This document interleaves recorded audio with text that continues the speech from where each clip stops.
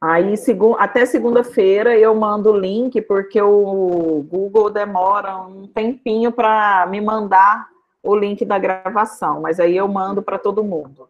Tudo bem? Pessoal, a Gabriela, ela é engenheira de alimentos, formou comigo, formou com a Maíra, porque a Maíra, assim como eu, ela ficou um ano mais velha do que eu, não sei como, né? Que a gente entrou junto na faculdade, mas as duas formaram num ano e eu formei só no outro. Não sei que conta que foi essa que a gente fez no decorrer de 5 anos de engenharia, mas vocês fazem umas derivações aí, integra, que vai dar tudo certo. Então, a gente, nós temos em torno de 15 a 16 anos de formada. A Gabriela trabalha... Letícia, não precisava falar isso, né, gente? Ah, nós temos 15 anos de formado. Eu já contei que eu tenho 40, Maíra. Eu tinha que falar que vocês envelheceram um ano a mais do que eu, né, Maíra? Porque mas eu cortei até uma franjinha, gente, para parecer mais nova, ó, bonitinha. Eu já até passei pó na cara, porque a gente bebe, mas passa pó na cara para dar aula, Maíra. Tem jeito. Até o final, eu estou aqui tendo uma aula de maquiagem em paralelo, até o final eu vou mostrar para vocês. Ah, eu também. Eu comprei um... Não, nada, vamos voltar para a Gabriela. Então, a Gabriela, hoje ela trabalha há muito tempo na área de gestão. E, Gabriela, eu vou deixar você se apresentar, pode ser? Pode. Até colocar um pouquinho ainda. Mas o que eu quero falar para vocês eu fiz aquela introdução para vocês terem uma ideia do que a gente ia abordar hoje e para vocês poderem fazer pergunta, aproveitar o know-how que a Gabriela tem, a experiência que ela tem, porque vocês estão aí, com o pé no mercado de trabalho em uma época em que todos estamos aprendendo. Então, tudo que a gente puder passar para vocês conseguirem absorver, com certeza vai ser melhor para quando vocês entrarem no mercado de trabalho, tudo bem? Então, façam perguntas. A Gabriela é extremamente simpática, ela é boazinha, ela não vai brigar. Vocês estão vendo que a gente está conversando, tá? Então, pode perguntar à vontade. Pronto, Gabriela, muito obrigada, tá, por aceitar, por dar essa ideia. E, Maíra, obrigada por estar aqui com a gente também, e pode começar. Pessoal, boa noite, mais uma vez.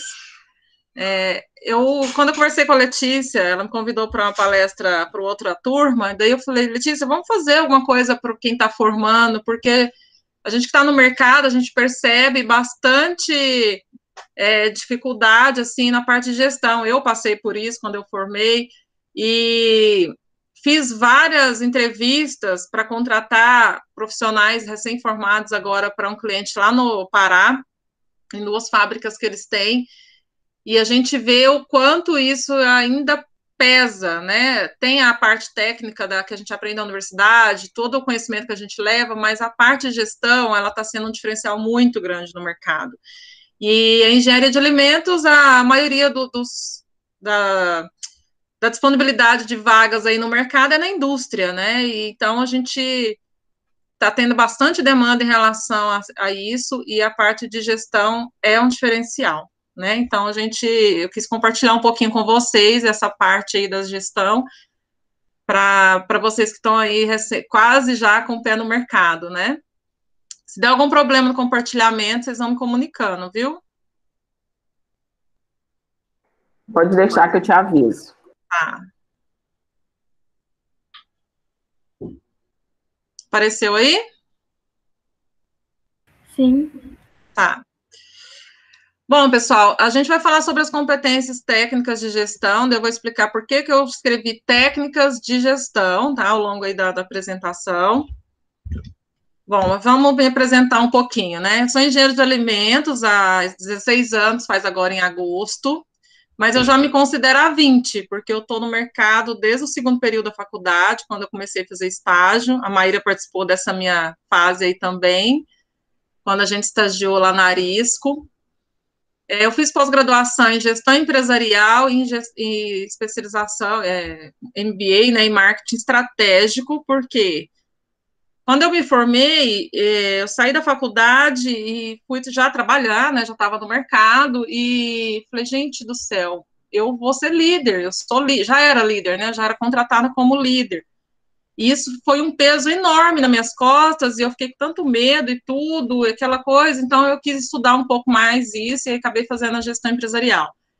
E, alguns anos depois, eu fui trabalhar com pesquisa e desenvolvimento, e me vi diante de um marketing, falei, pronto, e agora, né, a pesquisa e desenvolvimento, brigando com o marketing o tempo todo, brigando, assim, lá do bom da briga, né, eu falava que o marketing ia para as nuvens, a gente tinha que buscar eles para a terra, né? E eu falei, não, eu vou ter que estudar marketing para entender a cabeça deles. E foi a melhor coisa que eu fiz. Hoje eu, inclusive, consigo fazer assessoria para cliente em relação à parte de portfólio, público-alvo, de ir no mercado com eles. Então, é bem o lado estratégico do marketing, tá? Não da propaganda, da agência, essas coisas.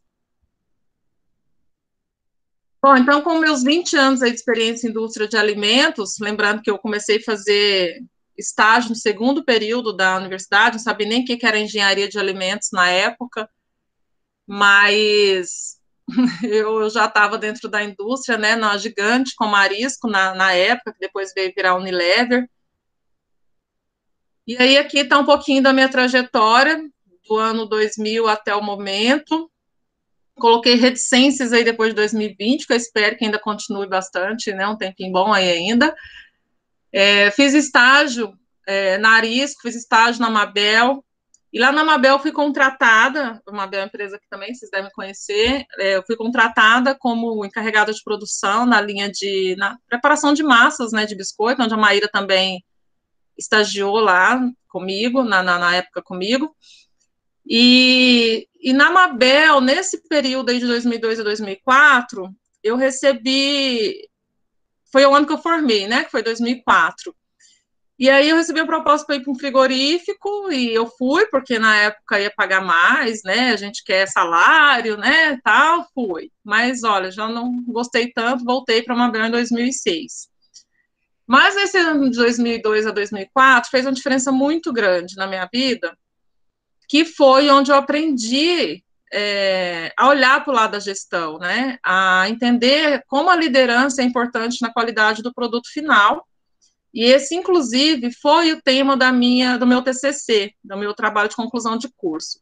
Nesse ano aí, a gente tinha um gerente, que é o dono da consultoria que eu trabalho hoje, e ele foi padrinho, inclusive, de formatura da minha turma da Maíra, que é o Benjamin, que ele queria estar muito presente na palestra hoje, mas ele está, no momento, dentro do avião, voltando para São Paulo. E ele, na ocasião, falei, e agora, o que eu vou fazer, né, de trabalho de conclusão de curso? Porque ele contratava, gente, 20 estagiários, né, Maíra, mais ou menos isso aí, por turma, assim, por semestre. Eu falei, agora que chegou minha vez de falar de massas de biscoito, todos eu vou os falar colegas... que eu e a Gabriela fomos as primeiras estagiárias da Mabel. Não sei se isso é bom ou se isso é de gente velha. Isso é ótimo, Maíra, vamos lidar assim, né? E a gente entrou na Mabel numa época de muita mudança de cultura, né? Foi onde foram contratados os primeiros engenheiros, inclusive essa semana a gente perdeu a menina que foi nossa chefe na época, uma perda assim, me deixou bem baqueada, inclusive, que ela participou dessa mudança de cultura toda com a gente, né? E nesse momento, eu falei, e agora? Todo mundo já escreveu sobre massas de biscoito, né? Eu já ajudei todos os meus colegas a fazerem trabalho de conclusão de curso falando de massa de biscoito. Agora que chegou a minha vez, que eu sou encarregada da linha, que é o meu lugar aqui, como os professores acho que não aguentam mais. E aí foi onde o Benjamin falou, Gabriela, por que você não escreve o que você fez com as pessoas no seu turno? E aí me deu um clique, né? Eu falei, como assim? O que eu fiz com as pessoas, né? Aí foi onde eu parei para analisar realmente o que a gente tinha feito em relação à gestão das pessoas e a qualidade que estava o produto no nosso turno. Então, isso gerou o meu trabalho de conclusão de curso, e aí, nesse ano, realmente nasceu a minha paixão por liderar pessoas e processos, tá? Que não deixa de ser gestão também. Bom, aí passei pelo Minerva, onde eu trabalhei em controle de qualidade e garantia da qualidade por 1 ano e meio, e depois voltei para a Mabel, e aí assumi uma área de gestão em Sergipe, né, em Itaporanga da Ju, do lado de Aracaju. Tive esse lado ruim aí de morar em Aracaju, sabe, que eu quase não gostei, simplesmente quero morar lá de novo, e vou morar não sei quando da minha vida, mas volto. E lá eu criei asas, né? Eu brinco. Falei, não, lá eu criei asas porque eu já assumi a produção inteira, né? Era uma coordenação maior, eram mais pessoas, era fora da minha cidade, era outra cultura, outra região, né? Um pessoal com uma cultura diferente, onde eu trabalhei no segundo turno, geralmente segundo turno onde o pessoal falta mais, é um horário mais complicado, e lá era o melhor turno, no sentido, assim, de falta, de tudo, de absenteísmo, então foi um outro aprendizado gigantesco. E da Mabel de Sergipe, voltei para a Mabel de Goiânia, então aí tem esses 4 anos, e quando eu voltei para a Mabel de Goiânia, eu recebi, eu falo até que foi uma honra, né, eu fui convidada a assumir a gestão da pesquisa e desenvolvimento, que era uma área que eu nunca imaginei que eu fosse, para mim eu ia ficar sempre na produção, na linha de produção, e eu assumi a gestão desse departamento, e aí pronto, me apaixonei mais ainda, porque aí sim, eu coloquei a engenharia de alimentos inteira em prática, né, e ao mesmo tempo eu tive contato com a empresa, com todos os departamentos da empresa, vamos dizer assim, né? O pesquisa e desenvolvimento tem acesso, tem comunicação com todos os departamentos. Então, esse daí nasceu minha paixão pelo P&D, tem vários projetos lá que foram desenvolvidos, vários produtos foram desenvolvidos na minha época, com a minha equipe lá, e foi um ano, assim, foi um divisor de águas também na minha vida, né? Foi uma gestão super difícil que eu assumi na época de P&D, por quê? Eu estava acostumada a fazer gestão de funcionários de chão de fábrica, vamos dizer assim. E na pesquisa e desenvolvimento, eu assumi gestão de engenheiros de alimentos e meus amigos, né? Eram pessoas que já estavam lá, já tinham tempo e tudo. E foi uma gestão difícil de fazer pela amizade envolvida, né? E como eu era muito amiga, eu sou muito assim, né, de conversar e tudo, me atrapalhou um pouquinho na gestão, tive que mudar de sala, ficar numa sala isolada para poder manter essa distância e eu consegui fazer a gestão melhor. E aí, em 2010, eu fui convidada para participar de uma seleção em P&D também, como gerente de pesquisa e desenvolvimento do segmento de biscoitos da Arcor do Brasil, em Campinas, São Paulo, e fui selecionada para trabalhar lá, foi onde eu morei, né, em Campinas e Paulínia, lá de 2010 até 2014, tive meu filhote aí em 2013, e em 2014 saí da empresa, e até início de 2015 eu fiquei por conta desse bebezinho lindo que vocês estão vendo aí, que está com 6 anos e meio hoje. E aí, em 2015, eu fui convidada pelo Benjamin, que foi nosso gestor lá na Mabel, né, de 2001 até... Trabalhamos depois como parceiros, né, quando eu estava em P&D, e ele abriu a consultoria Maximizar, onde eu ajudei ele a formatar, a escolher essa logo que vocês estão vendo, a formatar o site, que ainda está em construção, na verdade, que a gente precisa parar para realmente arrumar ele, mas fazer toda a parte técnica aí da consultoria. E a gente está nessa parceria aí até o momento, graças a Deus, agregando cada vez mais engenheiros de alimentos conosco. A Maximizar hoje atua, vou falar um pouquinho só da empresa que eu estou hoje, ela atua como consultoria em estratégia e gestão de processo no Brasil todo. Se Deus quiser, aí, a partir de setembro, a gente espeta mais uma alfinetinha aí no Paraná, que é um estado importante para a gente. E a gente tem know-how de profissionais, né, em várias áreas, dependendo de cada projeto, a gente aloca as pessoas. Aqui um pouquinho do nosso dia a dia, onde a gente atua dando treinamento, a gente atua em todos os turnos do cliente, tem uma foto aí da gente à noite, um lugar extremamente frio, tem foto nossa assim à noite, todo mundo morrendo de frio, que é lá em Jundiaí, São Paulo. Atuo também fazendo massa em planta piloto, para fazer testes menores, né? Esse aí da foto com touca, que vocês estão vendo aí é o Benjamin.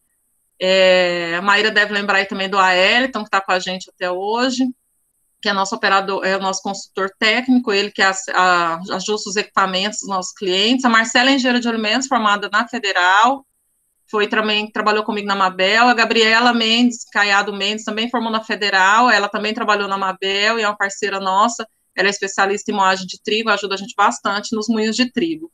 Então, a cada projeto que a gente atua, a gente tem um especialista, confeitaria, panificação, moinho de trigo, eu em biscoitos, a Marcela também em biscoitos. Então, aqui são algumas fotinhas de vários treinamentos que a gente faz. Esse treinamento Um deles aí é de processo e o outro é de competência de gestão, que é isso que a gente vai falar hoje. E tem o Fernando também, que faz o comercial nosso, que é meu esposo. Bom, a atuação do engenheiro de alimentos, gente, entrando um pouquinho aqui até a gente chegar nas competências. A gente trabalha, a gente pode atuar em todo o segmento industrial, né? Eu vou focar muito na indústria, porque, como eu falei para vocês no início, é a maior demanda, né, que tem no mercado para nós. Então, a gente pode trabalhar tudo relacionado à matéria-prima, à transformação em si, né, no processo, até o produto acabado. Então, aqui tem toda a parte logística, tá? Quando eu falo produto acabado, estou englobando, aqui é bem macro mesmo. Então, a gente fala que o engenheiro de alimentos pode trabalhar em compras, na pesquisa e desenvolvimento, em questão de rotulagem, legislação, que é o regulatório que a gente chama nas indústrias, nas empresas, né? Controle e garantia da qualidade, parte de custos, a gente trabalha bastante também, tem engenheiro de alimentos focado em custos, faz um diferencial enorme. Na transformação, né, no processo, a parte toda da produção, né, da fabricação, controle de qualidade também, que eu até trabalho muito com os controles de qualidade no processo, eles têm que estar, assim, muito dentro do processo com o pessoal da fábrica, e não só como inspetor, né. Segurança do trabalho, a gente vê muitos engenheiros de alimentos atuando também na área de segurança do trabalho, fazendo aí especializações em engenharia de segurança do trabalho. A parte de PCP é extremamente importante, se tiver engenheiro de alimentos, ajuda demais, porque alinha toda a engenharia do produto, balanço de massa, né, para saber toda a programação de matéria-prima, de produção, de produto acabado. Parte de meio ambiente, a gente vê muitos engenheiros de alimentos trabalhando também, principalmente quando a empresa vai certificar, é uma área que está também crescendo aí para engenheiros de alimentos.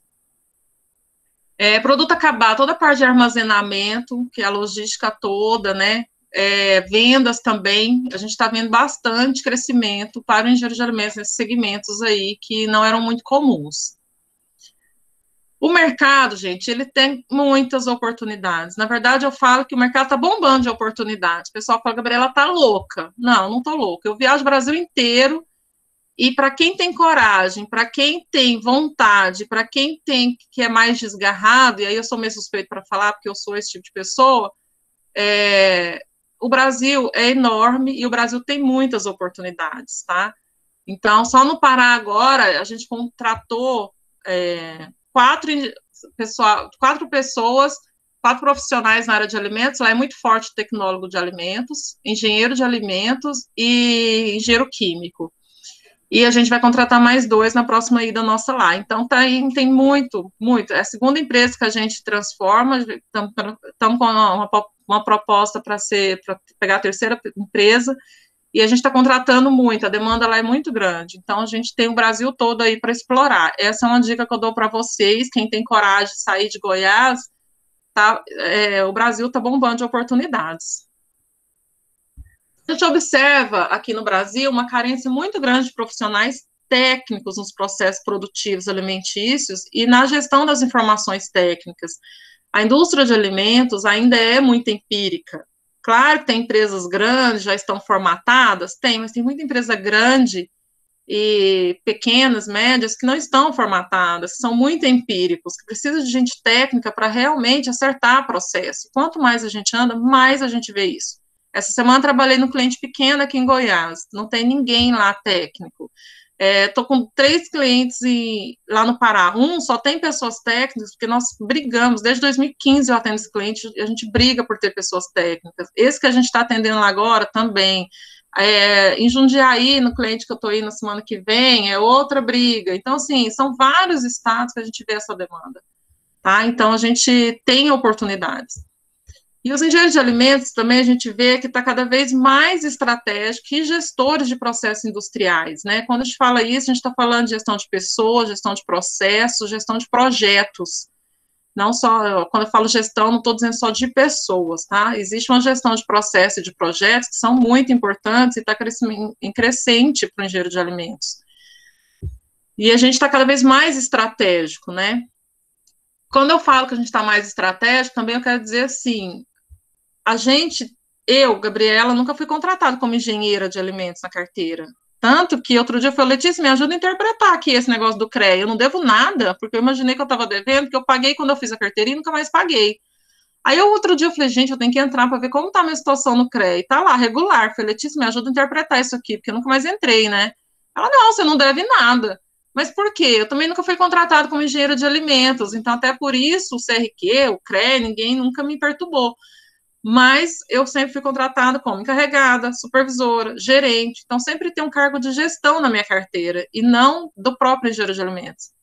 Então, isso aí mostra quanto está importante essa parte estratégica para a gente da parte de gestão, né?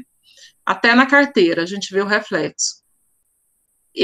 Outra coisa que está muito atual, que até o Benjamin está lendo no livro, que é uma versão mais nova, né, esqueci o primeiro nome dele, do Chavenato, que ele é especialista em administração, ele está falando muito sobre RH, é que o RH está perdendo a função de gestor de pessoas. A gente vê isso há vários anos já começando a acontecer, e agora está muito forte.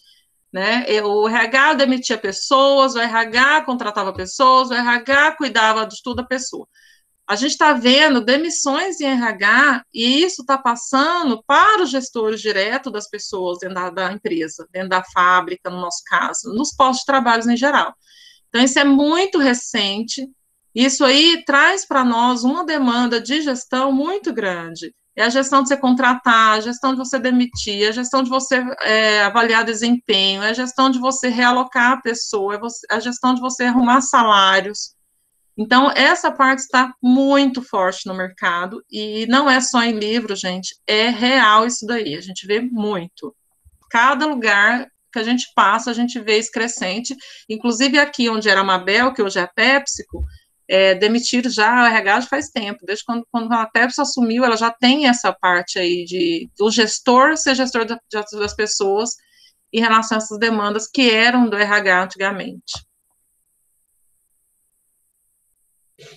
Tem uma outra, na verdade, uma pesquisa, né, uma pesquisa global que foram feitas com 450 lideranças executivas, né, pessoas que trabalham em empresas, e 450 jovens. 3/4 disseram que os jovens em início de carreira não estavam prontos para o seu trabalho. Então, essa é uma percepção muito séria, uma percepção que faz a gente olhar e falar, por que o jovem que está recém-formado não está pronto para o mercado de trabalho? O que está faltando nesses profissionais, né? E aqui, inclusive, na PUC, acho que deu 2 anos já, a coordenadora do curso e uma professora nossa, da Valéria, que foi de microbiologia, ela chamou o Benjamin lá, nos convidou para ajudar, na época, a gente a arrumar a grade curricular do curso de engenharia de alimentos da PUC, porque não estava conseguindo estágio para os alunos e tudo. E a gente comentou muito com ela, Valéria, enquanto não tiver disciplinas, né, na grade, em relação à gestão de pessoas, processos e projetos, o engenheiro de alimentos vai ficando defasado na indústria, porque chega lá, eles vão assumir essas funções e vão se perder, vão ficar, né, vão apanhar muito até pegar o jeito. Quem tem o dom da liderança vai acabar saindo na frente, mas e quem não tem? Como que desenvolve essa habilidade na pessoa, né? Então, isso aí é uma coisa que, aproveitando que vocês, né, que estão na universidade, aproveitar a Maíra e a Letícia aí, e a gente trabalhar cada vez mais isso nos nossos jovens, né, fazer, por exemplo, a Letícia falando aí da empresa júnior, isso tudo conta. Quando eu faço entrevista para contratar os recém-formados, eu não pergunto para eles que experiência que você teve, a não ser que a pessoa tenha feito um estágio, aí eu aproveito, mas não. Eu não deixo de entrevistar uma pessoa porque ela não tem experiência nenhuma em empresa. Mas eu olho, se foi monitora na faculdade, você organizou um ônibus escolar para uma excursão lá da faculdade, que você teve de liderança? Você ajudou a arrumar a formatura? Então, esse tipo de iniciativa que as pessoas têm na faculdade já dá um parecer de como vai ser a proatividade, a liderança, as dificuldades em questão de conflito, como que resolveu o conflito. Então, de forma simples, a pessoa consegue já entregar como é essa pessoa líder. Então, eu olho muito isso quando eu vou entrevistar as pessoas. Gente, vocês podem me parando aí, viu? Para conversar, para perguntar. Gabriela, não sei se os meninos vão perguntar, mas eu queria fazer um comentário. Pode ser, então? Claro. Esse comentário seu foi ótimo. Você organizou um ônibus, você organizou alguma coisa na faculdade. Porque aqui, teoricamente, é para termos 7º e 9º período. E a gente está com uma dificuldade enorme, porque o 7º período hoje é quem organiza a semana de engenharia. E aí um monte dos alunos não querem organizar. E eu não sei o que virou a semana, ninguém me falou nada como coordenadora quando a gente entrou na pandemia. Porque organizar uma semana demanda um trabalho que a gente não ensina na faculdade, eles têm que ir atrás, né? Uhum. E é sempre o 7º período. Então, quando você falou, você organizou, eu acho que os alunos têm que entender que o mercado precisa isso e a gente começa numa simples organização de semana na faculdade, que de simples não tem nada, né? É muito difícil levar para o interior as pessoas para falarem. Então, assim, seria ótimo, eu imagino que a Maíra também concorde, se a gente conseguisse fazer uma semana que fosse de 3 dias, online, por exemplo, pessoas falando, às Super vezes não concordo. cobraria Inclusive, nada, tem mas muito assim, congresso legal rolando aí que é online, gente. online. Então, assim, às vezes não cobraria nada, mas a gente conseguiria conversar com várias pessoas e, olha, online, vamos fazer uma palestra, convidar as pessoas. O IF, esse Google Meet do IF comporta 200 pessoas, 250 pessoas. Olha aí que bacana. Então, assim, seria uma ótima oportunidade do 7º período, se tiver aqui, pensar nisso e pôr a mão na obra, que eu acho que 2020, você colocar no currículo que você conseguiu organizar um congresso online, ia ser muito bom. Com certeza, gente, isso é visto no mercado, isso é visto como proatividade, como você se organizou, como você negociou uma palestra, um coffee break, como você planejou o tempo da palestra com coffee, com término, como que as pessoas vão ter que vão embora, enfim, isso tudo conta. Nós vamos falar das competências aqui, vocês vão ver que todas as competências são aplicáveis durante uma programação dessa aí da semana. É extremamente importante.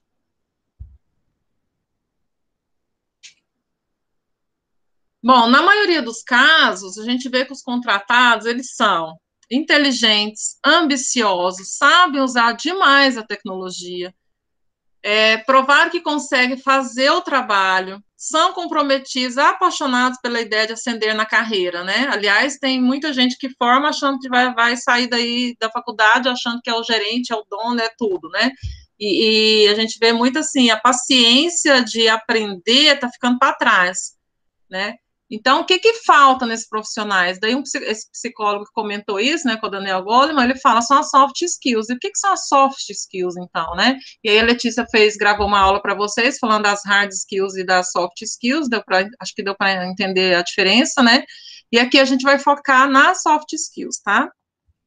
E aí ele fala lá, há uma lacuna entre o que os líderes esperam de recém-formados e o que esses recém-formados contratados oferecem. Então, o que está acontecendo? Quem vai contratar quer um profissional para ser um gestor de pessoas, processos, projetos, não ficar dentro de sala, achar que só existe PowerPoint na vida, que vocês vão ver que meu PowerPoint não é lá essas coisas, gente, que não é meu perfil, tá? Eu sou muito prática, então o meu é mais frase mesmo. Mas até tentei deixar mais bonitinho aqui para vocês alguns slides, mas eu sou mais assim, de falar do que de escrever aí. Então, os líderes, eles buscam um profissional no mercado que entregue esse tipo de competência, e os recém-formados, eles querem entregar o quê? O que vem, só a teoria, vamos dizer assim, que não deixa de ser importante, tá? Pelo amor de Deus, não deixa de ser importante. Mas a forma que nós vamos pegar essa teoria da faculdade, vamos linkar com a prática. E isso foi uma coisa que eu aprendi demais, porque quando eu estava no 5º período, que é o divisor de águas na engenharia de alimentos, que é onde a gente, né, depois de ter sofrido muito com as engenharias, com a parte da engenharia, a gente começa a ver a tecnologia. E foi a época da panificação, eu estava dentro da Mabel na ocasião, né? Então, tudo que eu aprendia lá, eu corria e aplicava em biscoitos. Mas peraí, mas ela falou que a farinha de trigo era assim. Como que é a farinha de trigo aqui? Eu ia lá pegar, falava, nossa, não é que essa aqui é isso? Ia colocando em prática. Mas quem conhecia daquilo? Eram meus funcionários, era a gente chamava de staffs técnicos lá, que é o Aelton, por exemplo, trabalha com a gente até hoje. Então, eu pegava a prática que eles tinham, porque eles não tinham essa teoria, eles tinham a prática. E eu juntava as duas coisas. Então, hoje eu falo que a gente cria a técnica, né? Que é juntar o que a gente leva de conhecimento da universidade com o que eles têm de prática. Porque quem sabia fazer biscoito era eles, não era eu. Mas eu falei assim, não, mas espera aí, se a gente puser a água nesse momento e a farinha naquele, a gordura ali, quer dizer, será que a gente não tem um rendimento melhor? Porque a função dela vai aparecer mais, vai reagir de forma correta.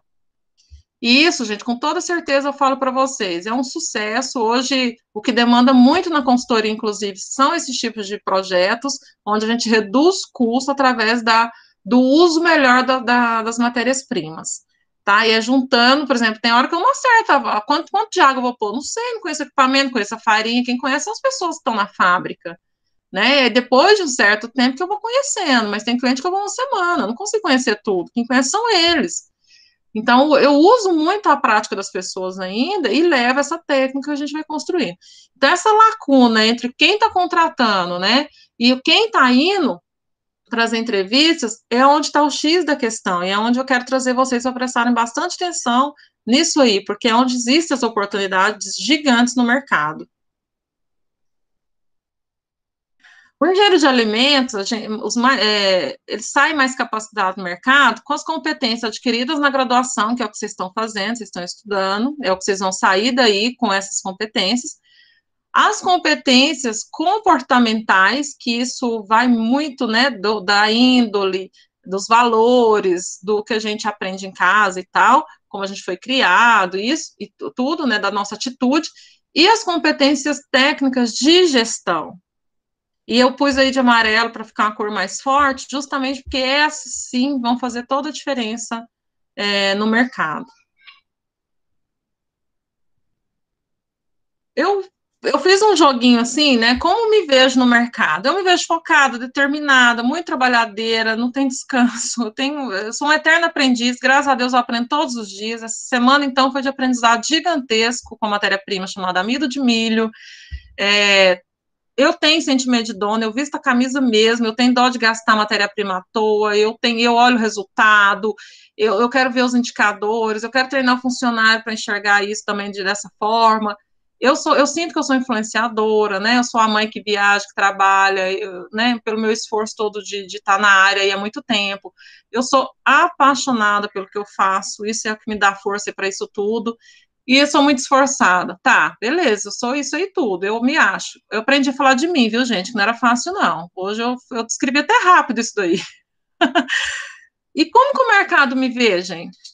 Exatamente da mesma forma. Porque a gente, quando assume aquilo que a gente a gente se autoconhece, faz, né, toda a parte de autoavaliação, o que te automotiva, o que te põe para frente, você consegue passar isso para o mercado. Então, o mercado me vê exatamente dessa forma, sem tirar nem pôr.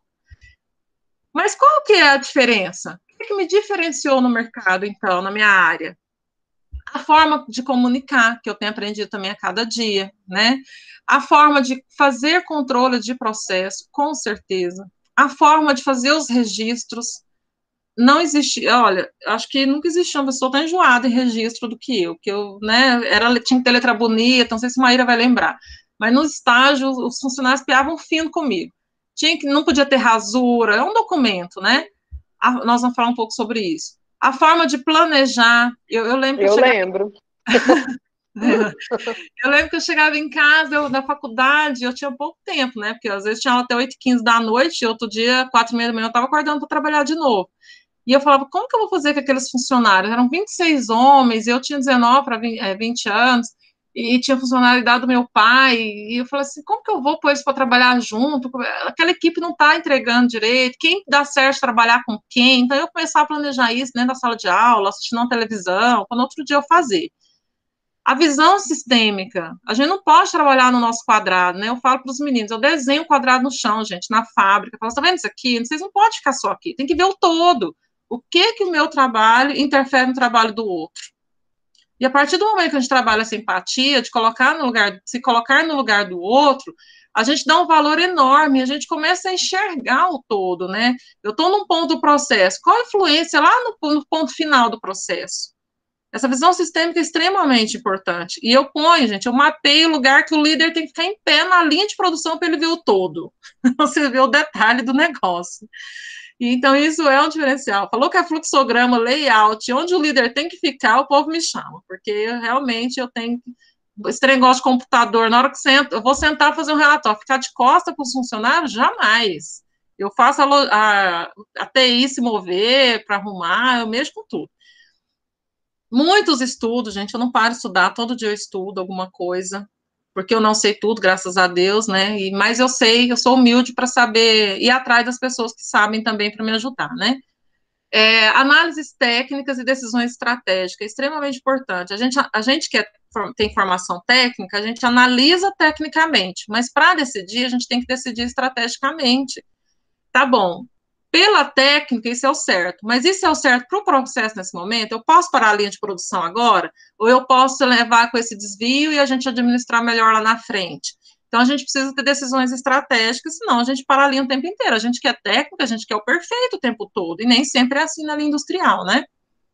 Interface com as outras áreas, isso muito tem a ver com comunicação também, que é importantíssimo de ter essa interface. Eu já vi muito colega, inclusive quando eu assumi o PID da Mabel, tinha outra pessoa lá que tinha técnica, vamos dizer assim, para assumir. Ela começou o estágio lá, tinha 6 anos que ela estava lá. E por que ela não assumiu? Porque ela não tinha condições de fazer interface com outras áreas.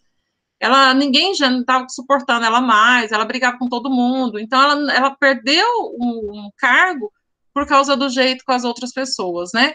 Então, essa parte de relacionamento interpessoal é extremamente importante, né? E a forma de coordenar pessoas. Cada equipe é de uma forma, né? O pessoal de chão de fábrica tem um certo conhecimento, uma certa escolaridade, eles têm que saber de uma certa forma, você tem que coordenar de uma certa forma. Quando você pega uma equipe mais técnica, é outra forma. Se você muda a região do país, é outra forma, completamente diferente. Então, isso tudo aí é o que eu sinto que me diferenciou no mercado. E, resumindo, o que é isso? São as competências técnicas de gestão, gente, que nós vamos falar aqui, tá? Letícia, me ajuda a controlar no tempo aí, pelo amor de Deus. Tá, pode deixar. Isso tudo, gente, leva a reconhecimentos, né? Tanto pessoais quanto profissionais. Então, aqui foi um reconhecimento que eu tive em 2018. A PUC Goiás fez fugiu a palavra aqui agora, uma premiação, né, para destaque do curso. O curso de engenharia de alimentos tinha 21 anos na ocasião, e os professores selecionaram 3 alunos, e dos 3, um fui eu. Eu estava em Belém, quando a professora Luciana me ligou, que é a coordenadora do curso, e falou, Gabi, a gente está pensando em te indicar, o que você acha? Gente, eu chorava dentro do táxi, o taxista não entendeu nada. E eu chorava, gente, só de vocês terem pensado em mim, já ganhei o prêmio, não precisa nem do reitor me escolher. Aí ela falou, não, então preciso que você me faça um mini currículo, mas mini mesmo, que, gente, era essa letrinha que está aí embaixo, ó, era isso que eu tinha que escrever. Agora, pensa eu, que falo desse tanto, escrever só isso daí, né? Impossível. E aí eu lá fazendo check-in, na fila do check-in, falei, Benjamin, eu tô nervosa, me ajuda a escrever. Falar de você é fácil, me ajudou a escrever um textozinho assim, mandei pelo WhatsApp, e a Luciana seguiu o processo, e aí um dia eu estava em casa, o professor Flávio lá, que é não sei se ele é ainda o diretor da engenharia, ele me ligou e falou que eu tinha sido escolhida pelo reitor, e, gente, eu acho que eu tenho a foto até hoje que meu marido tirou de mim, porque eu não parava de chorar, eu estava urrando. Porque é um reconhecimento que quem está no mercado, e a gente vê falando tanto mal da engenharia de alimentos, sabe? Eu já fui muito julgada por viajar, por deixar meu filho, enfim, de não viver a vida igual as pessoas da minha idade estavam vivendo, que eu tinha que acordar 4h30 da manhã para trabalhar, que eu tinha que ficar na aula até não sei o que, eu já dormi várias vezes em cima de livro para fazer prova no outro dia, dormi na prova do Lauro, gente, escrevendo meu nome na prova dele, eu rabisquei a prova, eu dormi em cima da carteira. Então, são tantas coisas que passam assim na nossa cabeça, e a gente vê, poxa, vale a pena, né? A gente que quer seguir uma carreira profissional, a gente tem que ter essa força. Então, aí no dia me maquiei, fazia tempo que eu não me maquiava, arrumei meu cabelo e fui linda no dia. Ter esse reconhecimento. Essa outra aí, a gente lá no hotel em Belém, na verdade é uma pousada que a gente fica no interior lá do Pará, que chama Castanhal, cidade. entrevistando a gente para falar do café da manhã, e a dona do hotel pediu para eu falar, como eu sou engenheira de alimentos, falar dessa parte da qualidade, né, das temperaturas, porque eu vivo dando meus pitacos lá, né, e aí o pessoal da Record me entrevistou no dia. A gente tem reconhecimento de cliente, esse cliente também é de Belém, fica em Ananindeua, no Pará. Tem colega de trabalho aí, esse que está do meu lado direito, segurando essa homenagem comigo, eles deram para a gente no final da consultoria, depois de 5 anos, é o Benjamin, né, que é o líder da consultoria hoje, que foi meu gerente, me conhece há 20 anos, e do lado esquerdo é o Gilton, que é gerente dessa fábrica hoje, foi meu chefe em 2006, lá em Sergipe, e o Benjamin foi chefe dele, e hoje ele está gerenciando essa fábrica, nos encontramos depois de 10 anos no mercado.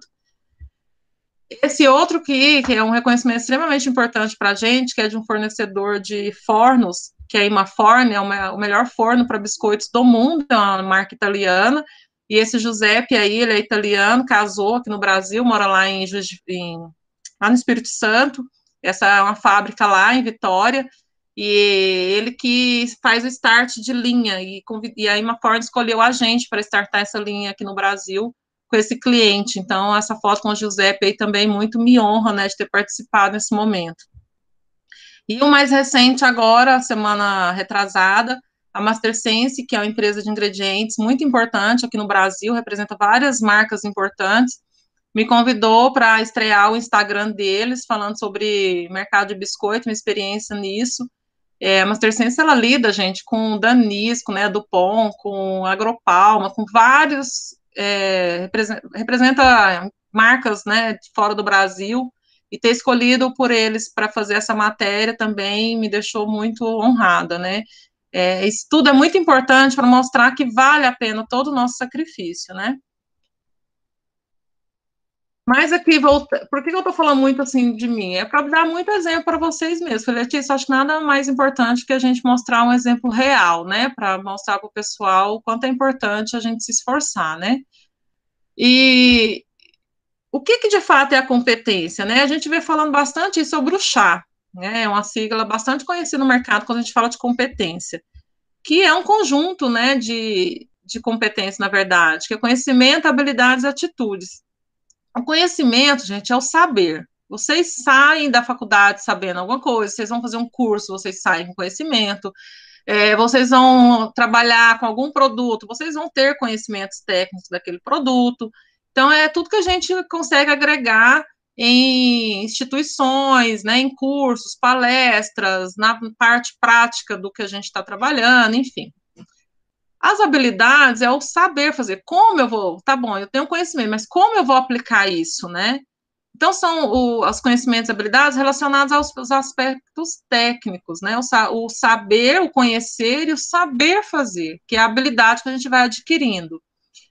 E tem o outro, que é a atitude, que é o querer fazer, e aí vem muito o aspecto comportamental. E esse querer fazer é onde pega muito, né? Porque às vezes a pessoa tem todo o conhecimento, consegue desenvolver habilidade, mas não faz de jeito nenhum, não quer fazer, dá trabalho e por aí vai. E aí tá falando bastante, a Letícia mencionou também na aula que ela gravou para vocês, dos valores e da ética, né? Então tá comentando muito aí, não é só o chá, é o chave, né? Onde fala dos valores e da ética, que dá a base para isso tudo, né? As atitudes, principalmente, são baseadas nos nossos valores, na nossa ética. Então, nossas crenças, nossas emoções, o que é certo, o que é errado para a gente, faz toda a diferença. Eu costumo dizer que no mercado tem muitas pessoas inteligentes, muitas pessoas com conhecimento, habilidade, só que leva tudo para o lado errado, né? É o que trapaceia o colega, é o que ganha a promoção de qualquer jeito, de qualquer custo, né? Aquele maquiavélico, não importa o meio, ele quer o final, né? Então, a gente tem que tomar muito cuidado com esse tipo de pessoa, com esse tipo de profissional. Outro dia, a gente foi fazer uma entrevista e um rapaz sabia tudo, gente. Parece que ele conhecia tudo, ele tinha habilidade para tudo, ele queria fazer tudo. Aí, o pessoal resolveu contratar ele. Aceitava salário, aceitava tudo. Aí, eu falei, Benjamin, só espero que ele não use essa inteligência toda, essa vontade toda para fazer as coisas erradas. Eu não sei não, mas a índole dele pode estar, né, pode balançar tudo isso daí. E não deu outra, gente. A pessoa não foi nem contratada, porque durante mesmo as negociações, o pessoal já não gostou das atitudes dele, né? E a gente viu que realmente a ética dele, tudo, era um ponto que não dava para ter contratado. Então, a gente fala muito no mercado hoje, assim, contrata valores, ética, caráter, que o resto a gente consegue treinar, tá? Então, isso é extremamente importante. E aí, entrando, de fato, né, nas soft skills. O que é soft skills, né? A Letícia fez um panorama geral lá, acho que foi muito bem, foi muito válido, então eu vou falar mais abrangente, tá?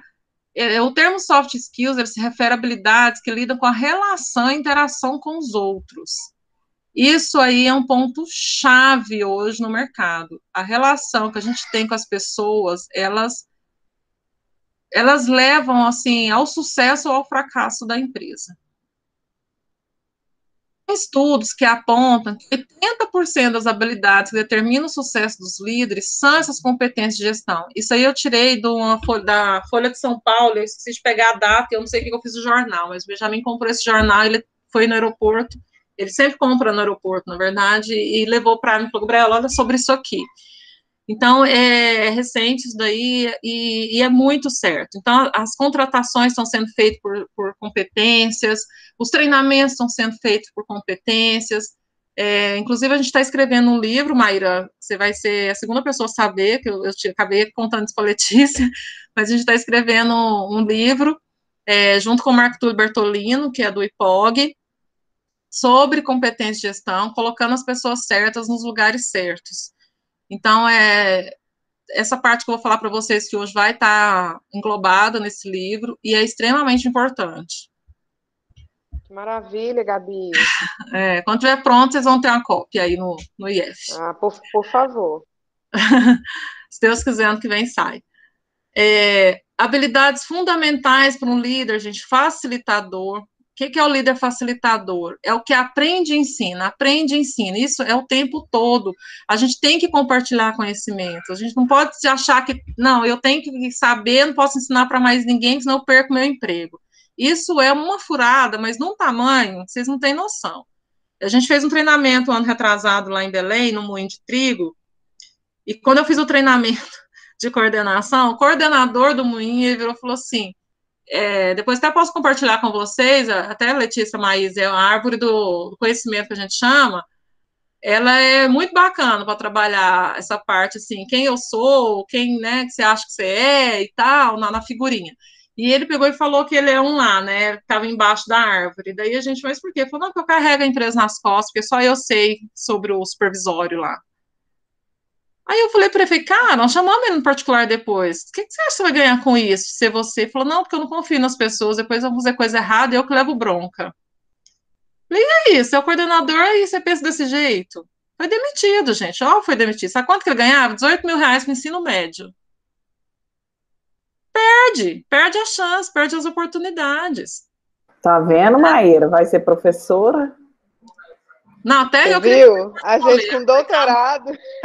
Entendeu? E ele, imagina, a chance que tinha na mão, baita de um salário, o cara ter uma mentalidade dessa. Perdeu, gente, foi demitido. Não fica. Né? Então, a gente precisa estar muito alinhado com isso. O ensinar, o aprender a ensinar, isso é constante na nossa vida, né? Não vamos ganhar e perder, pelo contrário, a gente só ganha ensinar, porque a gente aprende muito mais, tá? E as minhas professoras podem falar bem disso também. Com certeza, a gente aprende e ensina ao mesmo tempo. Com certeza. Essa semana, vocês não têm noção o aprendizado que eu tive. Então, é assim. Então, a gente tem essa habilidade fundamental aí para ser facilitador, né? Alguém cada vez mais buscando o mercado, né? Sua capacidade de criar espaço para debate, reflexão de qualidade. O que é qualidade, gente? Qualidade cada um percebe de uma forma, mas qual é a qualidade que a empresa falou que vai vender? É isso que nós temos que buscar, é o que a empresa tem como objetivo. Então, cada um no seu departamento, no seu processo, no seu quadrado, né, e no todo, entregando aquilo. Mas como a gente faz? Os líderes, e hoje, se a gente tiver um líder técnico, como que a gente vai debater uma situação dessa? Como a gente vai refletir em cima da qualidade daquilo que a gente quer entregar? Né? Isso a gente tem uma demanda gigantesca.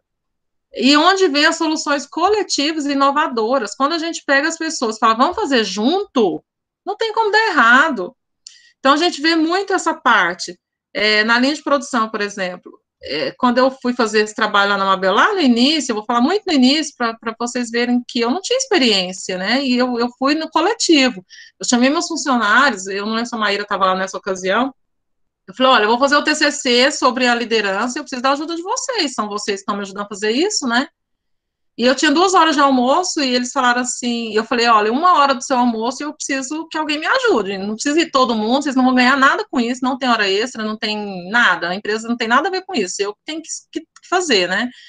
E nenhum dos 26 funcionários faltaram nenhum dia da minha reunião para me ajudar. Por quê? A gente estava falando do ambiente de trabalho, e o que saiu de solução coletiva lá de dentro, falou assim, olha, eu preciso arrumar boas práticas de fabricação lá dentro, porque era uma mudança de cultura muito grande na época, a Maíra lembra, a gente foi lavar a fábrica inteira num domingo, ela foi comigo, então era uma mudança de cultura muito forte na ocasião. E eu falei, olha, não adianta falar assim, porque o outro turno que deixou, não, está incomodando o nosso turno, então nós vamos arrumar.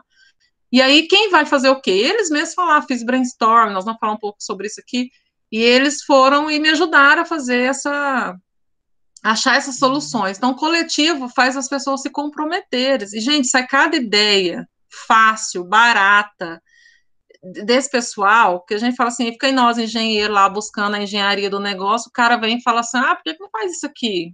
Dá até vergonha, né? Então, a gente precisa usar esse pessoal para nos ajudar. Outra são eles que estão no dia a dia, né, Gabi? Eles sabem há muitos anos, fazem aquilo há muitos anos, e a gente tem uma visão muito geral, e eles muito específica, né? Ajuda demais. Exatamente. Com certeza. Então, isso tudo é muito forte hoje no profissional. Conforme as estruturas organizacionais elas evoluem, a globalização acelera, né, gente, cada vez mais. Agora que esses home office aí da vida e aulas online e tudo, olha o que acelerou, né? Essas soft skills elas são cada vez mais cruciais, tá? Então, elas estão muito em alta. E são elas que realmente capacitam alguém para ocupar os cargos de liderança, que envolve liderar com outras pessoas, com processos e com projetos.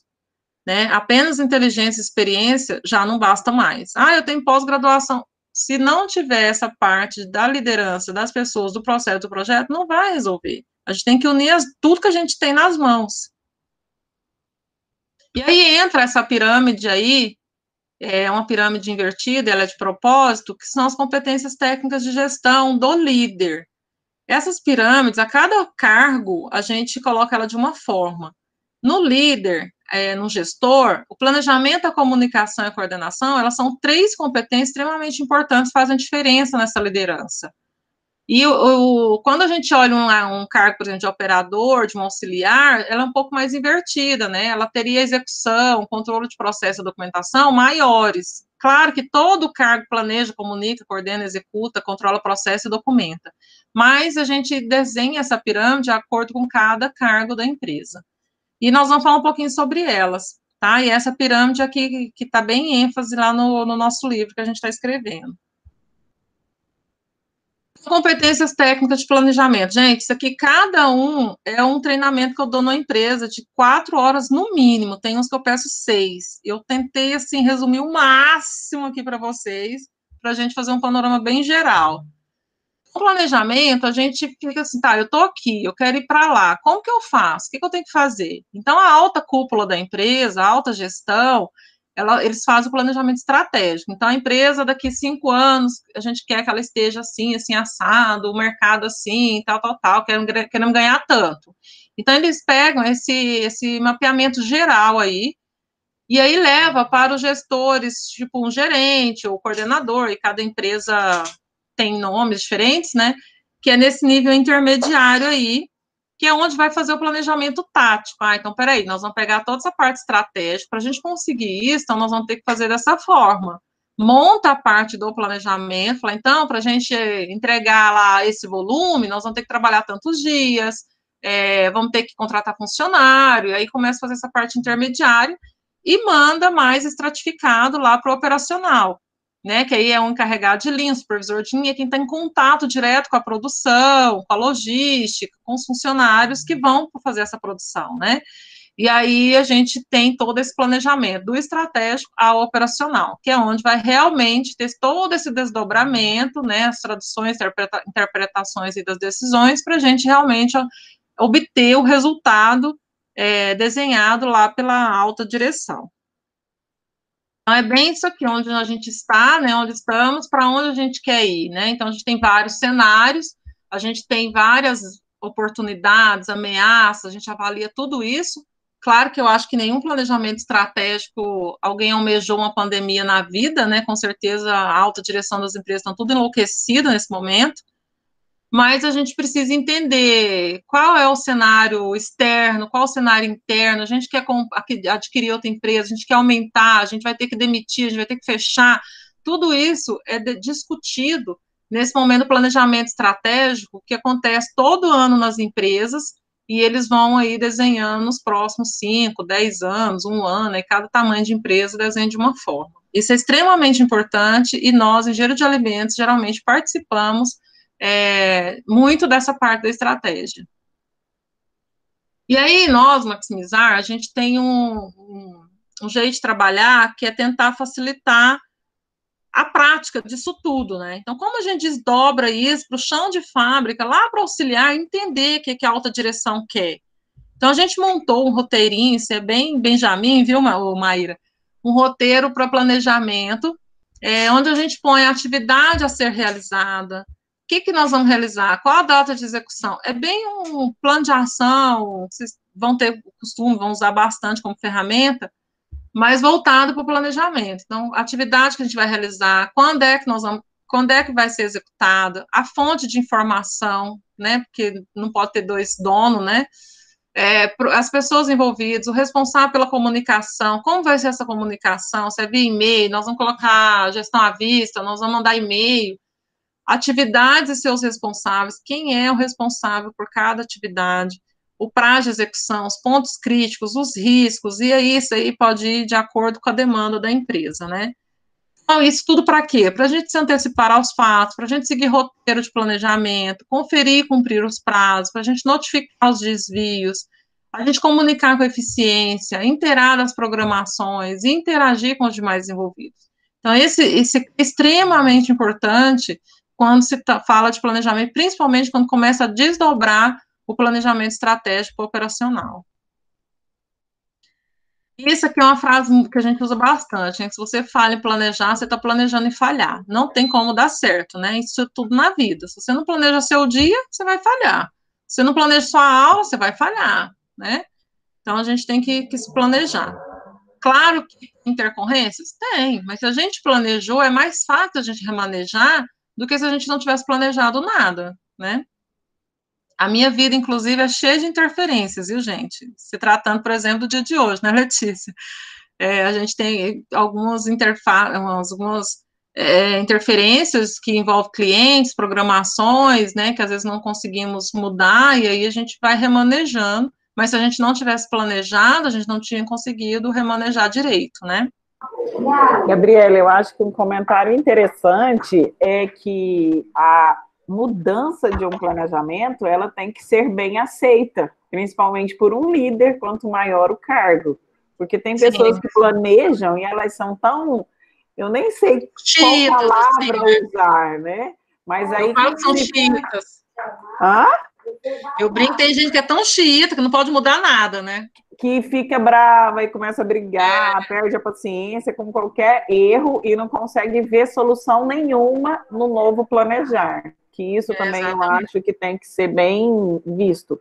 E um comentário naquele planejamento é que em controle de qualidade eu falo sobre o 5W2H, 1H, né? Não se falou em custo ali, mas é um plano de ação que você converte aquilo para a área de gestão. É um outro H, viu, Letícia? Está bem alto, é o Hallmat, né? Pode inserir no seu aí. A gente transforma justamente isso daí, Letícia, a gente desdobra para o lado planejamento, para a comunicação, tem um roteiro também que a gente faz em cima disso, tá? A gente pega justamente essa ferramenta que você usa e a gente leva para o lado do planejamento, para o lado da comunicação. A gente usa bastante, porque é uma ferramenta simples, né? que qualquer nível pode usar, e ela tem um resultado extraordinário, né? É importante. Extraordinário. Só assim, que você pediu para avisar, já tem 1 hora de palestra, tá? Nossa Senhora, até onde eu posso ir, gente? Me ajuda aí. Aí vocês que sabem. Pessoal, e aí? Vai falando aí que eu falo com ela. Pode continuar, Gabriela. Fala no chat. Tá. Bom, a comunicação, né? A comunicação, gente, é um dos maiores problemas da empresa hoje. 70%, 80% dos problemas das empresas são causados por falhas na comunicação. Isso é problema diário. Eu falo que até por hora a gente tem um monte. É muito complicado. Então, em cima disso, a gente trabalha muito a comunicação, a gente faz muito treinamento para tentar melhorar. Por quê? A má comunicação, ela gera má compreensão dos objetivos, aí leva a esforço inútil, sem foco, as pessoas se perdem, gera conflitos, né? É complicado trabalhar conflitos, porque são personalidades muito diferentes que a gente lida. Eu já separei briga na fábrica, já te dá um livro, só a questão de conflitos que a gente já participou, assim, já percebeu, já teve que separar e tal. A informação ela mal transmitida e mal digerida, né, causa conflitos também nas equipes, é improdutiva, é desgastante. Então, a gente tem que tomar bastante cuidado. E o que o líder pode fazer, né? Qual que é a função do líder nisso daí? Assegurar que as informações elas sejam geradas, coletadas, distribuídas, toda essa parte logística das informações, né? Armazenamento, recuperação delas, organização, seja de maneira oportuna e apropriada, ter os documentos certos no lugar certo para ser consultado, fazer uma troca de turno bem feita, não só pelo WhatsApp, que é muito usado hoje, mas é um perigo.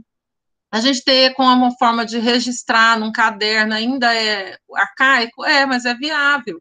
Ou você tem um e-mail que você vai mandar, você vai ter isso de forma eletrônica, que seja, mas essa comunicação é extremamente importante para evitar ruídos, evitar a má comunicação. Facilitar as mensagens passadas à equipe, qual a linguagem que eu devo usar, né? Se meu funcionário não sabe nem ler direito, eu vou escrever? Não é melhor eu falar, ou fazer um desenho, levar um gráfico, enfim, alguma coisa que seja fácil dele acessar, dele entender? Planejar essa comunicação, quando, como, onde ela vai ser feita. Adianta eu fazer uma comunicação no meio da produção, onde o pessoal está todo preocupado, né, se vai faltar algum tipo de matéria-prima, algum funcionário, alguma coisa, eles não vão prestar atenção. Então, qual é o melhor momento de fazer essa comunicação, né? Como é meu receptor? Como estou eu como mensageiro da informação, né? Aí algumas habilidades necessárias, né? O ouvir e escutar, né? Tem uma diferença grande que você capta a informação, mas o outro você foca, você compreende, você consegue passar a informação para frente de forma correta. Saber a hora, qual é a hora realmente de comunicar com as pessoas, qual é a hora de realmente. Adianta estar no meio de um conflito e falar alguma coisa, tem que esperar as pessoas acalmarem, enfim, qual a melhor hora da comunicação, da mensagem ser dita, ser passada. O conteúdo é extremamente importante, né? O que está sendo dito é muito, muito importante. Qual é a forma que esse conteúdo está desenhado? Tem que ser longo, tem que ser curto, é desenhado, é mímica? Que jeito que eu vou passar esse conteúdo, né? É a mensagem em si. O significado, ele é extremamente importante também, porque dependendo dos valores da pessoa, do momento que você está comunicando, dos hábitos culturais de quem está recebendo, o significado é outro, completamente diferente, né? Da região, a gente fala que vai escrever um livro só das palavras diferentes que a gente escuta pelo Brasil. O dia eu estou no treinamento lá, eu estou lá, né? As caixas, tem que lavar as caixas, pessoal, as caixas estão ficando sujas, e o pessoal me olhando estranho, né? Aí eu parei, isso lá no Pará, eu falei, gente, o que foi que eu tô falando que vocês estão me olhando com a cara muito estranha? Gabriela, como que a gente vai lavar a caixa de papelão? O negócio é de papel, vai desfazer inteiro. Mas eu não tô falando das caixas de papelão, que são as caixas de embarque, né? Eu tô falando das caixas que vocês põem os produtos, aquelas caixas brancas, de plástico, então precisa lavar mais, né, e tal. Ah, tá, você tá falando das basquetas. Para eles, basqueta é uma coisa e caixa é a caixa de papelão. Né? E eu estou lá mandando lavar as caixas, achando que eu estou mandando lavar coisa de papel. Então, né, olha o significado do negócio, né? A comunicação isolada do seu contexto, ela perde totalmente significado. Pode ser interpretada de qualquer forma, né? E tirando conclusões aí diferentes, e aí pode gerar um conflito gigantesco. Sempre refletir, reformular a mensagem, né, que tem recebido. A gente fala até que vai mandar um e-mail, vai ali, bebe água, respira, volta e vê se vai mandar dessa forma mesmo. Então, quando a gente está com raiva, a gente quer brigar, né, a gente manda de qualquer jeito. Então, a gente tem que sempre refletir e reformular. E dessa forma que o meu receptor vai realmente entender a mensagem.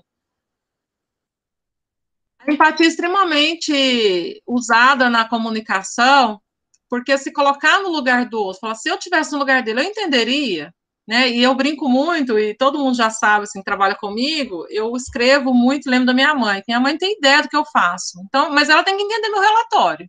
Então, a forma que eu escrevo um relatório para um cliente, qualquer um que pegar ele tem que entender, mesmo não estando dentro do contexto. Então, eu sou muito detalhista nisso, tomo bastante cuidado, porque eu não sei na mão de quem que vai cair. Pode ser alguém que estava comigo no momento e vai entender, e vai ter gente que não. Por exemplo, o dono da empresa geralmente não está comigo, o relatório vai para ele que me contratou. Então, eu coloco de forma sempre muito detalhista para as pessoas realmente entenderem. É aquilo que está ficando na consultoria, que está ficando como consulta para eles, né? Então, a gente precisa colocar no lugar do outro, fazer uma planilha do Excel, tem fórmula. Vamos fazer essa fórmula ficar de uma forma, qualquer um que chegar vai entender, porque facilita demais essa comunicação. Estabelecer uma relação de confiança entre o colaborador e líder, isso aqui ajuda demais na parte da comunicação, que chega uma hora que só de um olhar para o outro já está entendendo o que está falando, né? Outra competência importante é a coordenação, que é a liderança em si, que envolve a missão da empresa, as condutas, né, positivas, negativas, e as consequências disso. Então, esse alinhamento é muito importante para a gente saber como fazer a melhor coordenação naquele tipo de empresa. Então, os líderes, ele precisa deixar muito claro qual é o tipo de conduta necessária para pegar essa missão e fazer ela virar um resultado que a empresa espera, né, para chegar nesses resultados almejados. E aí, aqui, gente, dá um treinamento sobre isso, tá? Vai bem além só desse slide. E o coordenador, ele é o representante da empresa na área que atua. Ele é a empresa para o funcionário. Ele é o exemplo a ser seguido. Então, a gente tem que tomar muito cuidado com isso. O que a gente está falando, o que a gente está fazendo? Para eles, é a empresa. Nós somos a empresa quando a gente está liderando. Existem vários tipos de coordenação, e eu vou mencionar elas aqui, porque a gente chama no mercado carreira em Y também, e as pessoas acham que a gente, para crescer, tem que ter funcionário, né? E nem sempre a coordenação só de pessoas faz a gente crescer. Então, quando a gente fala carreira em Y, é uma carreira mais técnica. Você cresce, você fica rico, mas não precisa ter funcionário. Que isso não é muito ruim, viu, gente? Porque lidar com pessoas não é fácil, não, hein? Então, a gente tem aqui a coordenação por hierarquia, que, né, a gente tem realmente os funcionários abaixo da gente. Tem a coordenação por departamento, né, então eu sou encarregado de uma linha de produção, eu tenho os funcionários, é a minha hierarquia. Mas, às vezes, eu sou um gerente, eu tenho vários departamentos, eu tenho vários setores dentro da produção, eu tenho qualidade, tem produção e tem manutenção, então eu faço uma hierarquia de departamentos. Hierarquia por responsabilidade. Eu sou responsável pelas minhas atividades. Então, de uma certa forma, eu estou coordenando as minhas atividades, as minhas responsabilidades. Eu sou coordenador de mim mesmo. E tem a coordenação que a gente chama supradepartamental. Eu sou de desenvolvimento de produto, lá do P&D, mas na hora que eu sento numa reunião de comitê para falar do projeto, eu lidero até o dono da empresa. Eu lidero todos que estão ali falando daquele projeto, porque o projeto está sob minha responsabilidade de coordenação. Então, naquele momento, eu sou a coordenadora geral. O RH, em alguns momentos, ele é o coordenador, né, ele é o gestor daquilo ali. Então, ele, de uma certa forma, ele tem essa hierarquia, né, acima das pessoas. Então, são várias formas de coordenação que existem no mercado, que a gente pode assumir, né? O que está em qualquer uma delas? A verdade é a confiança. A partir do momento que a gente conquista a confiança, e é muito em cima da verdade, a gente descobriu a essência da liderança e a gente vai conseguir movimentar a nossa equipe para tudo, para conseguir os resultados da empresa, tá? Então, a gente se torna, né, eu até coloquei o anjinho, né, o rei da liderança ali, porque as pessoas vão fazer executar o que a gente está coordenando.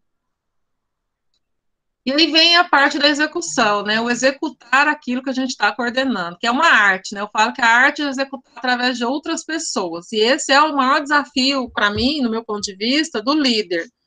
Principalmente quando a gente assume a liderança, a gente fala liderança de primeiro nível, que é quando a gente nunca foi líder, vai ser, ou a gente foi um operador, está sendo promovido, né?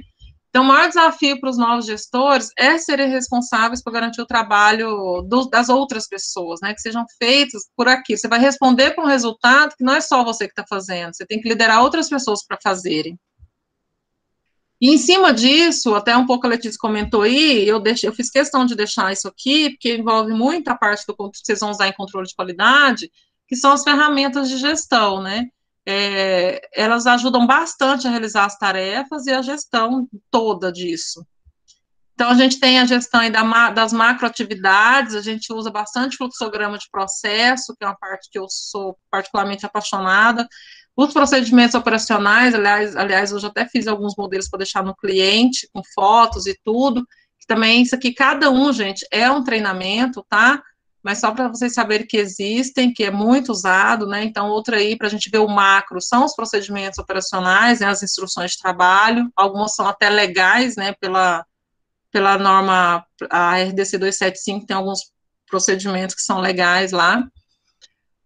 A gente tem um funcionograma, que é as descrições das tarefas e das competências, um mapeamento disso, inclusive isso aí é bastante forte no livro que a gente está escrevendo também, que é realmente colocar a pessoa certa no lugar certo. A gestão por processo, a gente usa muito esse PDCA, né, o ciclo PDCA, para a gente fazer a gestão de cada processo, a gestão das informações desses processos, sei também, acho que a Letícia vai falar bastante de controle de qualidade. A gente tem ferramentas de gestão voltadas para fazer diagnósticos, né, como que a gente vai, então, pegar aquele problema e a gente vai realmente entender as causas, raízes deles, né, para a gente poder sanar esse problema. Então, é uma ferramenta como o Brainstorm, que eu particularmente também amo, faço bastante isso com pessoas simples, dá super certo, leva esses post-it coloridinho tudo aí, gente, leva refrigerante, leva bombom para dar na reunião, é um momento, é uma ferramenta bastante lúdica. Tem o diagrama de Chikawa, que ajuda bastante também, às vezes você pode juntar, né, 2 ou mais ferramentas também, para poder identificar melhor a causa raiz, né, para entender o problema de fato. Os 5 porquês, eu falo que é a brincadeira de criança que dá certo. Quem tem filho, que convive aí com crianças, né, na idade do que o meu passou aí, 4, 5 anos, começa, mas por quê? Mas por quê? Mas por quê? Né? E isso é muito usado também como ferramenta para a gente descobrir a causa raiz do problema que a gente quer, que a gente tem naquela ocasião. Então, a gente chama de 5 porquês. E geralmente, né, por pesquisa, fala que a partir do 5º porquê você realmente descobre a causa raiz do problema. Os planos de ações, vocês vão falar bastante aí, né, na disciplina de controle de qualidade, que aí entra os 5W, 2H, que agora está falando de 3Hs, né, que entra o How Much. E ferramentas que a gente usa bastante para tratar os desvios de processo, né, tá bom, a gente achou o problema, o que a gente vai fazer para não acontecer de novo? Então, a gente usa bastante a parte de parametrização de processo, as faixas que a gente tem que trabalhar, mapear, a gente usa bastante farol, né, o que é verde, vermelho e amarelo, para ajudar a gente a ter um visual melhor nisso.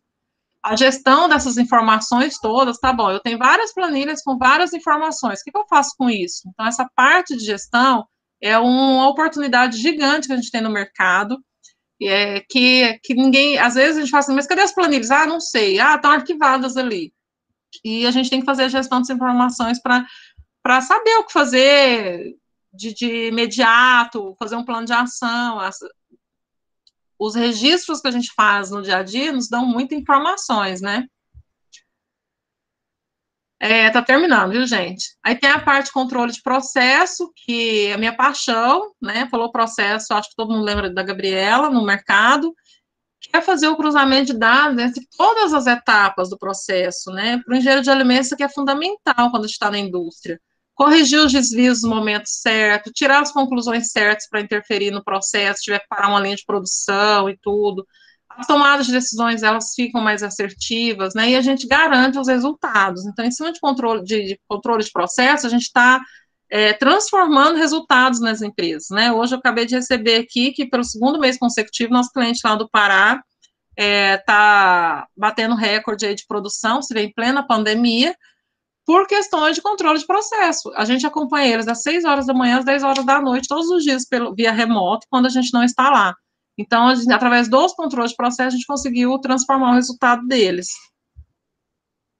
E fazer o controle de processo é diferente da gente fazer a gestão por processos, né? Então, enquanto a gente visa garantir a execução e padronização de cada etapa das atividades, o outro a gente tem a visão sistêmica, né? Então, eu não posso olhar só o controle de processo daquela etapa, eu olho o resultado disso em todas as etapas, a interação entre as etapas, né? E, para finalizar aí as competências técnicas, tem a documentação, que existem vários mitos em cima disso, né, que é amontoado de papel, não vou usar nunca isso, é muito burocrático, né, só vai ocupar meu tempo. Então, isso a gente tem que colocar, a gente tem que defender que isso é um mito, isso não é verdade. E o que é a verdade? Que a documentação é o centro dos componentes para dar todo o suporte da gente gerar informação, da gente gerenciar essas informações com sucesso, né, da gente tomar as decisões mais assertivas. Então, isso sim a gente tem que defender, que documentação é importante sim. Isso ajuda a gente a evitar os erros do passado, né, a gente aprende com os erros, a gente identificou as causas, a gente registrou. Então, a gente não vai repetir os mesmos erros, né? Se a gente tiver que errar, vamos errar em outra coisa. Então, vamos repetir os nossos acertos, né? Gabriela. Oi. Eu falo para os meus alunos assim, controle de qualidade. Empresa que não tem documento, não tem controle. Não adianta. Nenhum tipo de controle. Vai chegar qualquer auditor lá, você fala, é tudo online. Ok, então tem que funcionar. Cadê? Ah, mas a internet não funciona, então você não tem controle. Com certeza. Você está aqui 3 dias e a sua internet não funciona há 3 dias, você não tem controle. Não tem controle. Isso é muito importante, principalmente quando a empresa recebe certificações, auditorias, quando a vigilância sanitária vai lá, quer ver dados, gente, quer ver registros, quer ver evidências. Se a gente não tem, não interessa se você fez, você gastou seu tempo, você quase se matou de trabalhar. Não fez, para eles é simples assim. Não tem conversa, eles viram as costas e vão embora. Então, é muito importante, por isso que eu falo que eu sou a chata da documentação, não deixo rasurar, eu não deixo usar aqueles leak paper lá, aqueles corretivos, eu sou extremamente chata, porque é o que fica, é a evidência do que fica, né, do que a gente realmente faz. Esses registros, eles têm que ser feitos de forma sistêmica, tem que ser claro, a letra tem que ser legível, se for escrita, né, porque todo mundo tem que ter a mesma interpretação, então tem que ser entendido pelas outras pessoas, né, olha aí, falando das evidências, né, é importante manter a informação documentada, senão, esquece, não teve evidência do que foi feito. A retenção das informações, né? Quanto tempo eu tenho que guardar um documento? Depende. Tem documentos que, por legislação, tem um tempo determinado, tem outros que não, tem outros que ficam ali para você consultar de certo tempo. Às vezes a empresa mesmo determina, né, esse aqui vai ficar por 1 ano, esse aqui vai ficar por 2, esse aqui por 5, esse aqui não vai ter tempo. Então, se tem legislação envolvida, bom, já determina. Se não, a empresa tem que determinar, né, e fazer aí a parte dos descartes, enfim. Mas é importante ter esse tempo também aí. Se vai ser no papel, se vai ser eletrônico, enfim, né. A documentação, ela pode estar em qualquer forma ou tipo de meio de comunicação. Então, hoje em dia, a gente usa várias formas, né? O WhatsApp é uma documentação? Tomem cuidado com isso. Hoje, é uma forma de se comunicar, mas não é geralmente uma evidência, porque nem todo mundo tem o telefone da empresa, tem um aparelho de celular da empresa.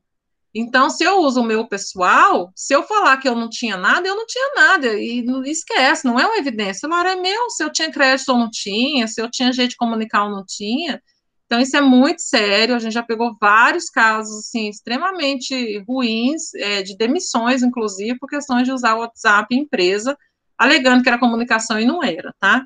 Então, fora outros problemas, né, que às vezes causam. Então, a gente que lida com essa forma de comunicar, a gente tem que tomar um cuidado muito grande, que ainda não é tão formal assim. E outra coisa que eu falo que a gente documenta, gente, não precisa ser só escrito, pode ser uma mímica, um desenho, um trem que, sabe, uma coisa, um gráfico, um diagrama, mas que está ali registrado de alguma forma, né? O entendimento da linguagem, ele deve ser do ponto de vista do receptor, isso é extremamente importante. Quanto mais a gente conhecer a nossa equipe, quanto mais a gente conhecer o nosso receptor, quanto mais a gente conhecer o nosso chefe, a diretoria, a gente acerta mais essa linguagem. Eu falo que a gente navega, né, do mais simples ao mais sofisticado. Eu lido com isso diariamente. Do mesmo dia que eu converso com o auxiliar, no mesmo dia eu vou lá conversar com o dono da empresa. Então, são conhecimentos diferentes, são formas diferentes. Se eu vou conversar com um colega engenheiro de alimentos ou alguém da área técnica, a minha conversa já é diferente, eu traduzo para ele de forma diferente, né? Eu posso usar o nome do ingrediente, o INS dele.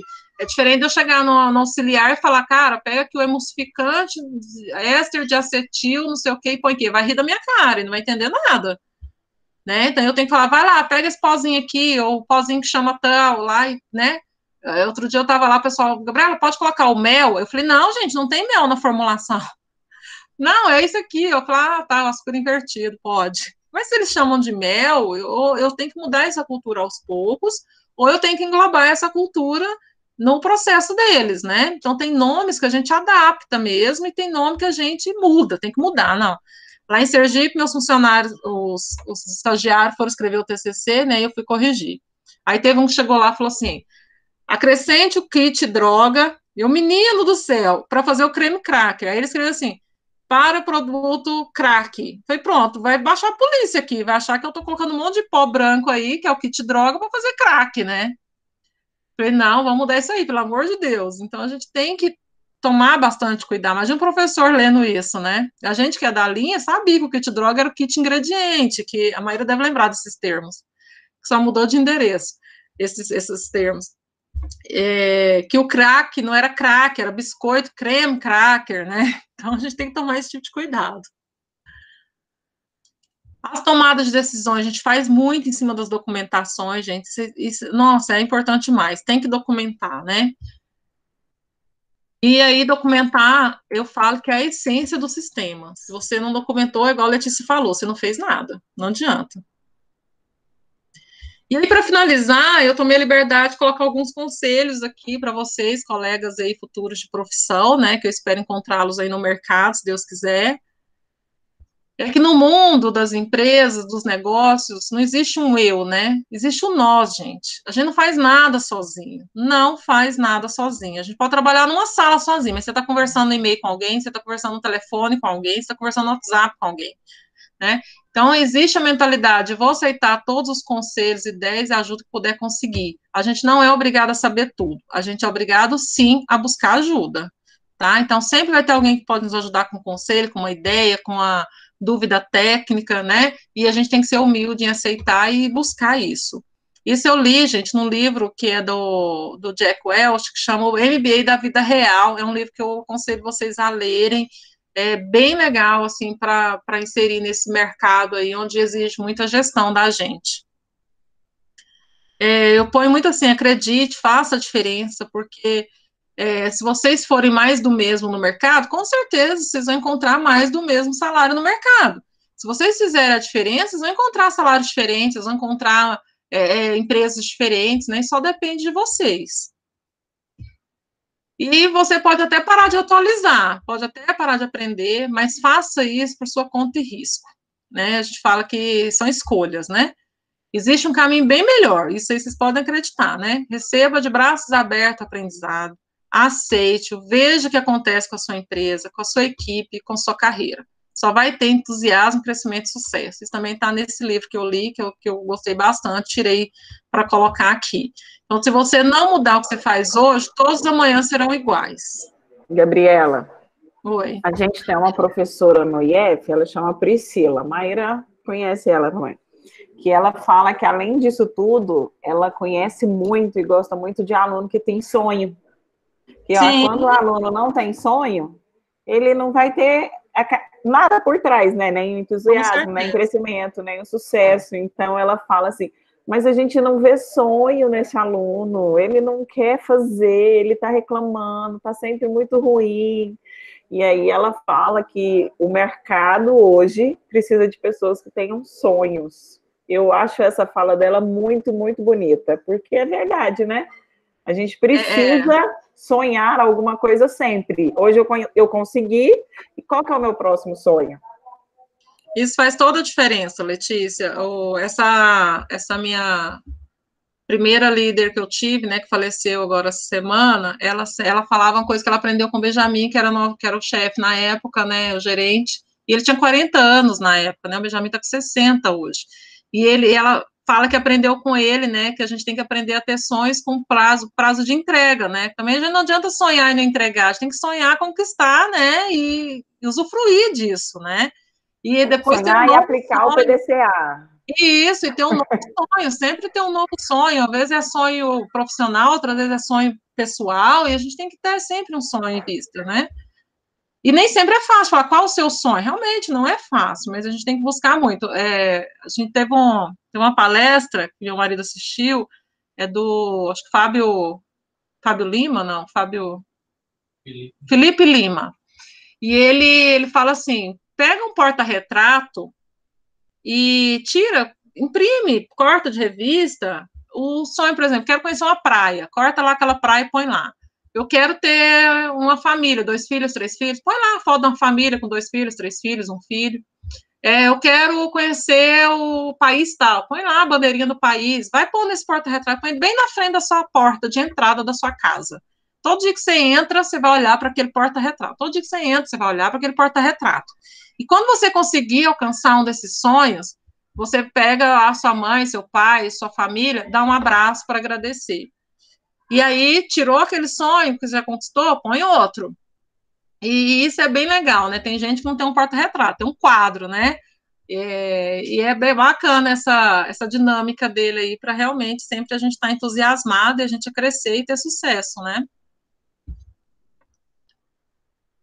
E aí, pessoal, é isso, essa carinha aí cansada, mas com a touquinha na cabeça, sem unha feita, sem batom, sem maquiagem, suada, com jalequinho branco, que eu desejo aí para vocês muita boa sorte no mercado, né? Agradeço demais a oportunidade de falar com vocês. Desculpe se eu estendi muito aí, é que realmente é um tema que me empolga bastante.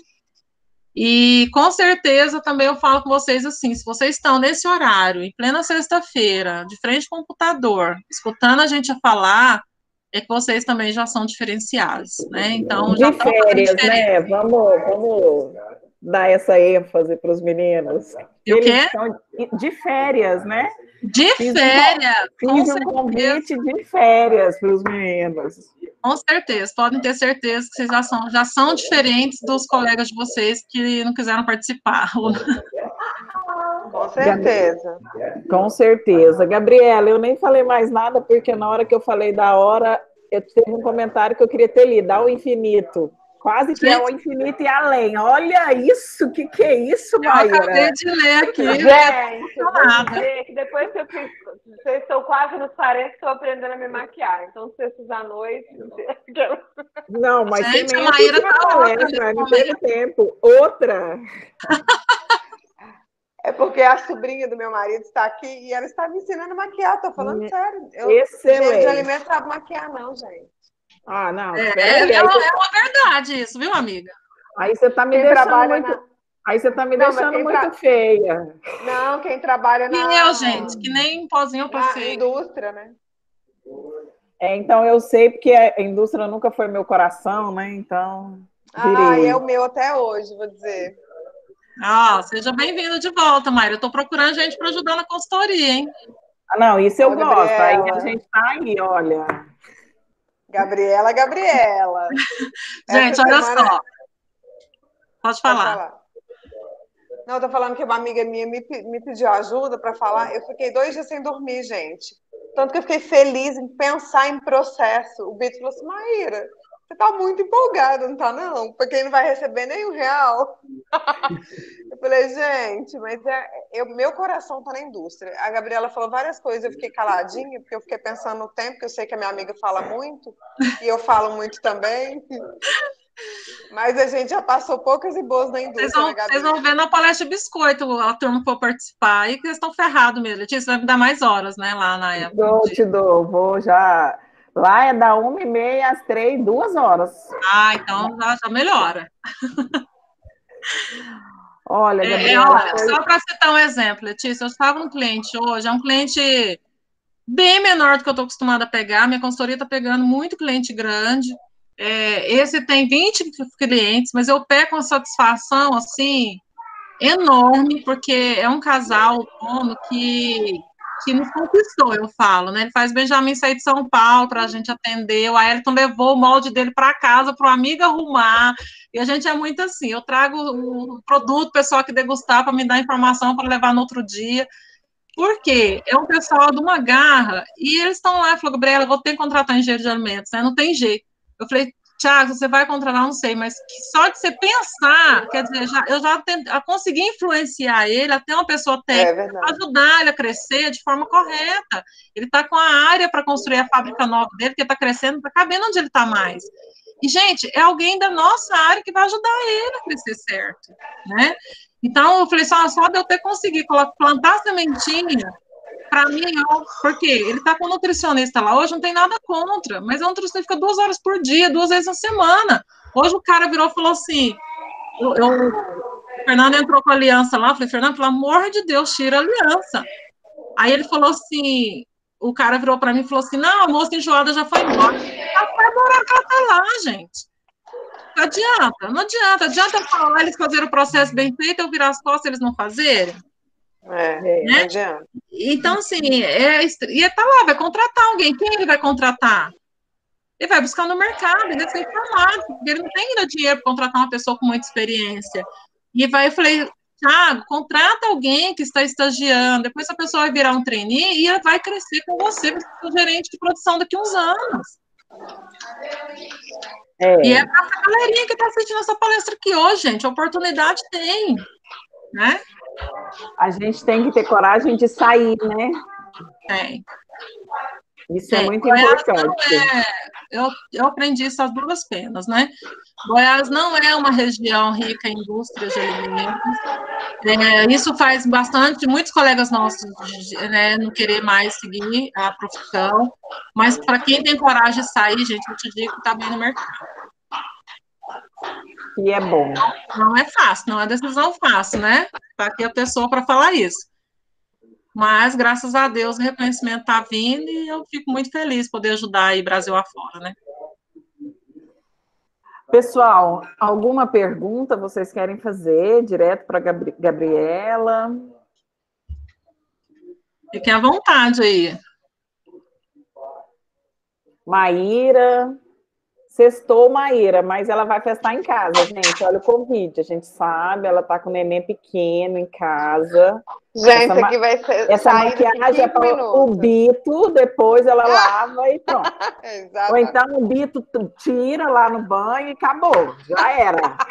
Já era. Meia hora só que ela vai durar. Gente, eu vou falar para vocês, eu não posso nem tirar uma selfie aqui, que eu montei um escritório dentro de um quarto aqui na minha mãe, estamos com 2 crianças ali fora, toda hora tentando abrir a porta. Então, assim, eu não sei nem como que eu tiro a foto. Eu viro para um lado, tem a cama, eu viro para o outro, na janela. Não sei nem como que a gente tirou a foto aqui. Mas a minha veio, você assistiu a aula, você não viu ela aqui? Não, tá tudo de boa. Eu mostro onde eu tô. A minha acordou também. O meu escritório é bem na cozinha, olha o povo lá. Ó, Gabi. Tá vendo? Olha, senhora, o fogão caipira aqui. Olha aí. Brava. Tá todo mundo assim. Eu nem mas para vocês, porque a pessoa aqui para viajar, eu tô colocando tudo dentro de saco plástico, porque é mais fácil higienizar, né? Então as roupas estão tudo dobradas dentro de saco. Não, metódica.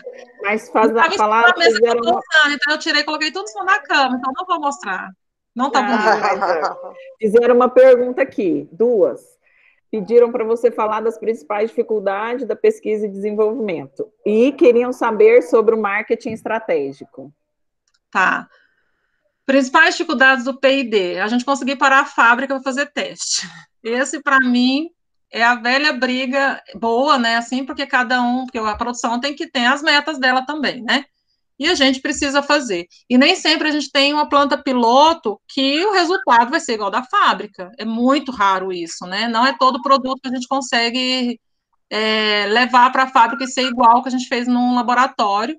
E tem segmentos que para montar uma planta piloto é muito caro os equipamentos, né?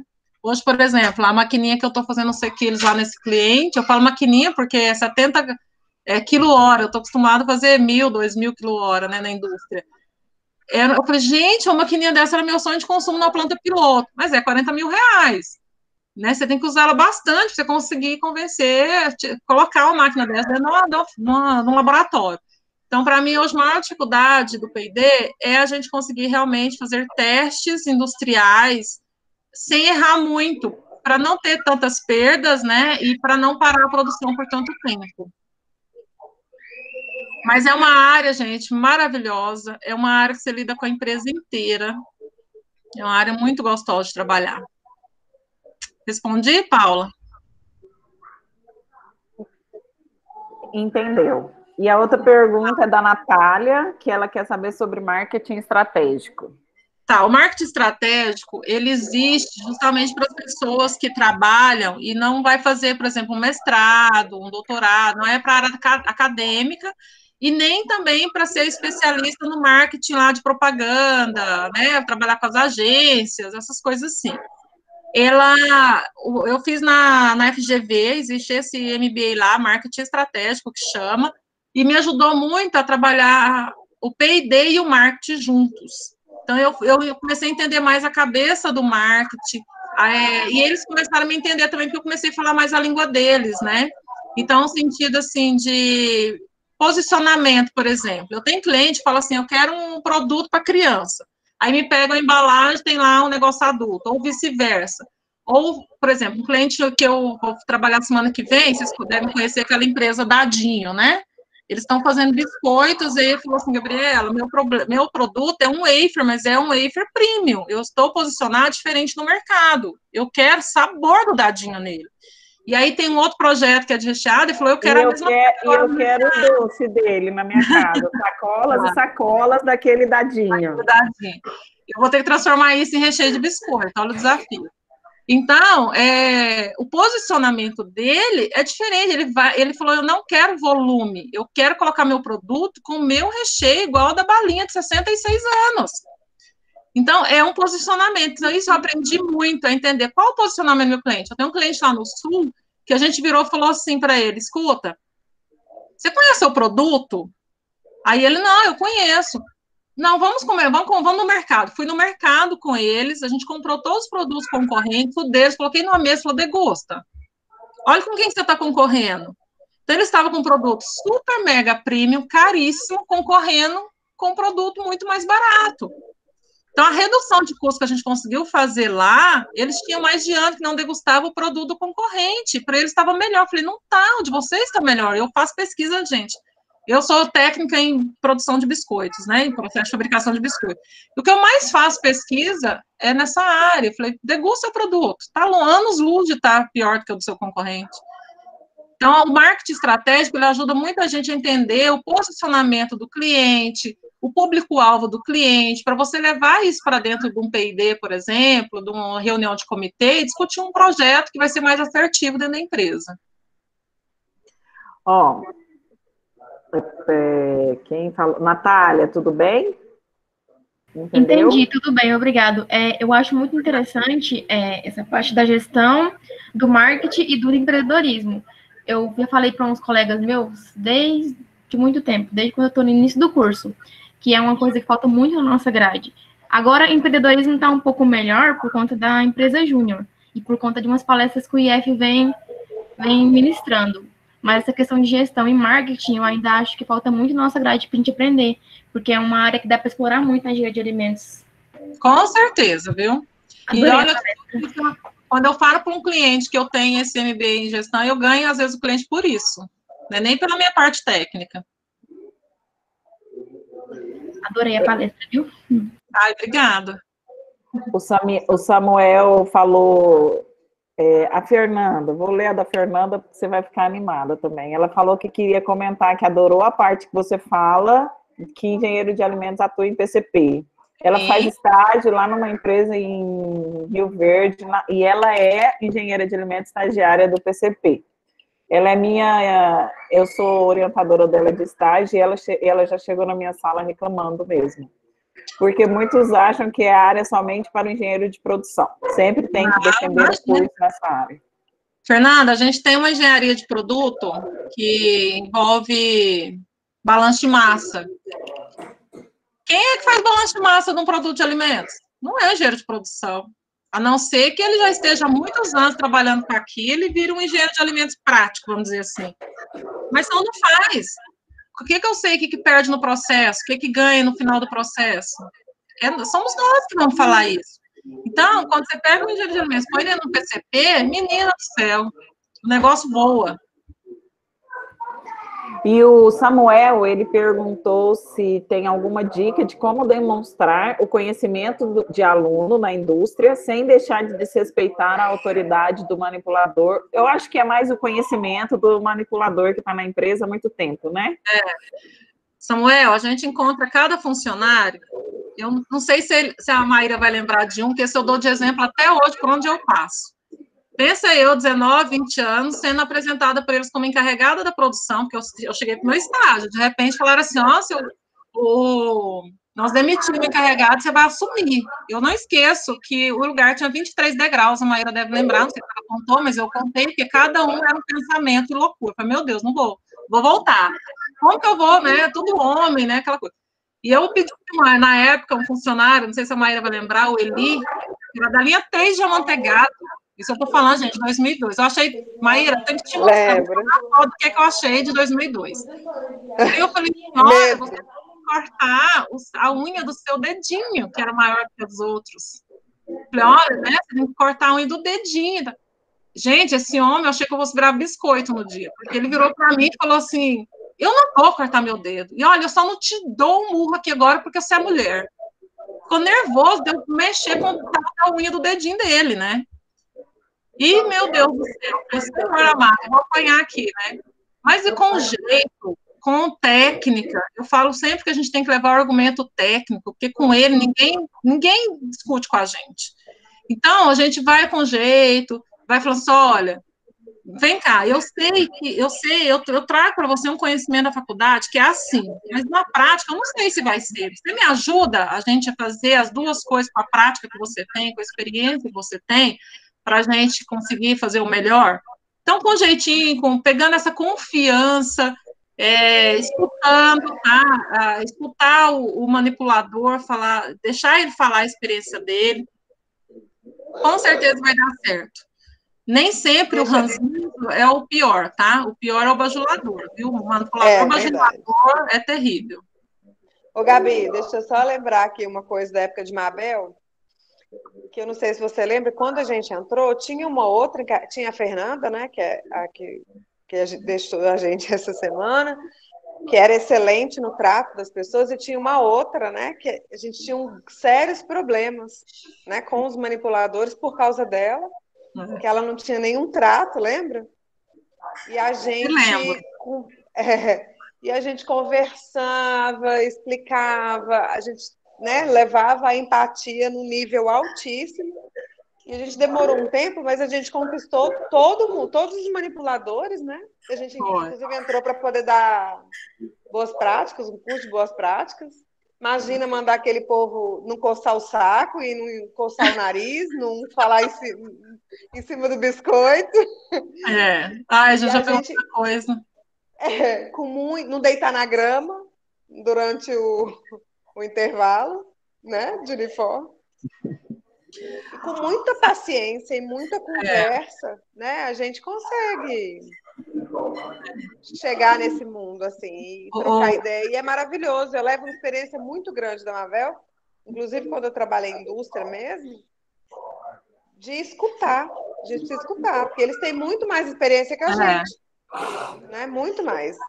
E isso a gente passa em todo lugar que a gente vai, independente se você acabou de sair da universidade, Samuel, ou se você chegou numa indústria que você não conhece o produto ainda, né? Você conhece gestão, você foi contratado pela sua gestão, pela experiência que você já tem assim, em gestão, Mas o produto você não conhece. Eu tô com 2 coordenadores. Não conhece a matéria-prima, não conhece a farina, não conhece equipamento. Aí você tem que confiar no manipulador, né, pela prática que ele tem, igual eu tô te falando, analisar tecnicamente, decidindo estrategicamente. Você vai conquistando, você vai moldando a equipe. Nesse assunto, a Fernanda colocou aqui que está participando de um projeto na indústria e que tem que vigiar a barreira sanitária uma vez na semana. Que no início ela sempre tinha um pessoal assim, que ficava estressado com tudo que ela falava e que justifica que a unha é para tocar violão. Eu acho que 20 anos atrás a justificativa já era a mesma. Gente, a unha é um problema sério. A unha é um problema sério. A Lohane perguntou como que ela pode demonstrar as habilidades sem parecer superior aos colegas de trabalho. Lohane, mas nem sempre você tem que ter esse medo. Às vezes você tem que mostrar, sim, que você é superior, tem que fazer. Porque tem lugares que a gente tem que ser mais, assim, sabe, a ferro e fogo. Eu tenho aprendido muito isso, porque no início da carreira eu era taxada como boazinha. E ao longo da vida aí, né, desses 20 anos dentro de indústria, eu venho notando quanto tem hora que eu tenho que falar, não, peraí, quem sabe isso aqui sou eu e tem que se impor sim, né, sempre de forma respeitosa. A diferença é você não julgar as pessoas, é você não entrar no mérito pessoal da situação, é você ter respeito e você julgar as entregas da pessoa. Você, olha, o combinado era você entregar essa atividade, você não está entregando. O que a gente precisa fazer para entregar? Você precisa estudar, você precisa chegar mais cedo, você precisa ter mais responsabilidade, ter mais disciplina. Mas não assim, você é burro, você é ruim, você é preguiçoso, não entrar no mérito pessoal. A partir do momento que você entra no mérito das atribuições, julgar a parte do trabalho da pessoa e não a pessoa, faz toda a diferença em qualquer momento. Qualquer empresa, em qualquer etapa da sua vida profissional, com experiência ou sem experiência. Né? Esse eu tomo muito cuidado, a gente tem que ser justo. Se você faz para um funcionário, você vai ter que fazer para o outro. Então, se você não puder fazer para um, não faça para ninguém. Né? Então, você tendo essa parte de ser justo e de respeitar as pessoas, não entrar no mérito pessoal, sim, sempre conversar pelo lado profissional, não tem erro, gente. Não tem erro. Eu, ao contrário, né? Eu acho que nunca fui taxada como boazinha. Mas eu acho que a gente, na verdade, Lohane, não é se mostrar superior, é mostrar para a pessoa que você está entendendo daquilo que você está chamando a atenção dela e que ela pode melhorar junto com você, né? Todo cargo de gestão demanda que a pessoa, em algum momento, ela vai, conforme você colocou, se mostrar superior. Mas isso não eu não enxergo nem dessa forma, na verdade, Gabriela. Assim, do meu ponto de vista, é exercer o papel que ele foi contratado para exercer. Você tem se você foi contratado para ser gestor, é diferente. Se você foi contratado para ser gestor, você é gestor. E aí vocês têm que lembrar de outra coisa que eu falo muito. A gente pede isso dentro de sala de aula, e eu falo no começo da disciplina de controle e no 9º período. Eu não quero saber se você vai brigar com seu colega ou não. Aqui, vocês têm que fazer o meu trabalho e o grupo não vai ser alterado. Lá na indústria, se você quiser carregar o seu colega, o problema é seu. Se você levar a culpa por ele, o problema é seu. Mas aí, se você foi demitido, não vai adiantar mais falar, mas quem fez foi o meu colega. Então, assim, ocupar esse cargo e gerir uma empresa, uma equipe ou um setor, como as coordenações faladas pela Gabriela, não é demonstrar superioridade, é demonstrar competência naquilo que você foi contratado para fazer. E lá naquele momento, que pede, lá naquele momento, você não é amigo da pessoa, você está como gerente dele. Entendeu? A gente não pode levar o pessoal para o trabalho, que isso interfere muito no fato de você estar em um cargo de gestão. Tem fugiu aqui, um termo que a gente usa bastante, que é o vácuo de liderança, né? Porque se você também se tornar amiguinho demais e não mostrar a sua autoridade no momento certo, o funcionário, ele não te vê como líder. E aí você cria um vácuo de liderança. Tem líder, mas não tem. E a gente, às vezes, traz muito funcionário bom de operação por causa desse vácuo de liderança, porque ele acha que ele é o líder, mas ele também não é o líder. Ele não tem o perfil para ser o líder, ele não vai ser o líder. E o dia que ele perceber que tem que mandar, ele não vai conseguir mais. Não vai.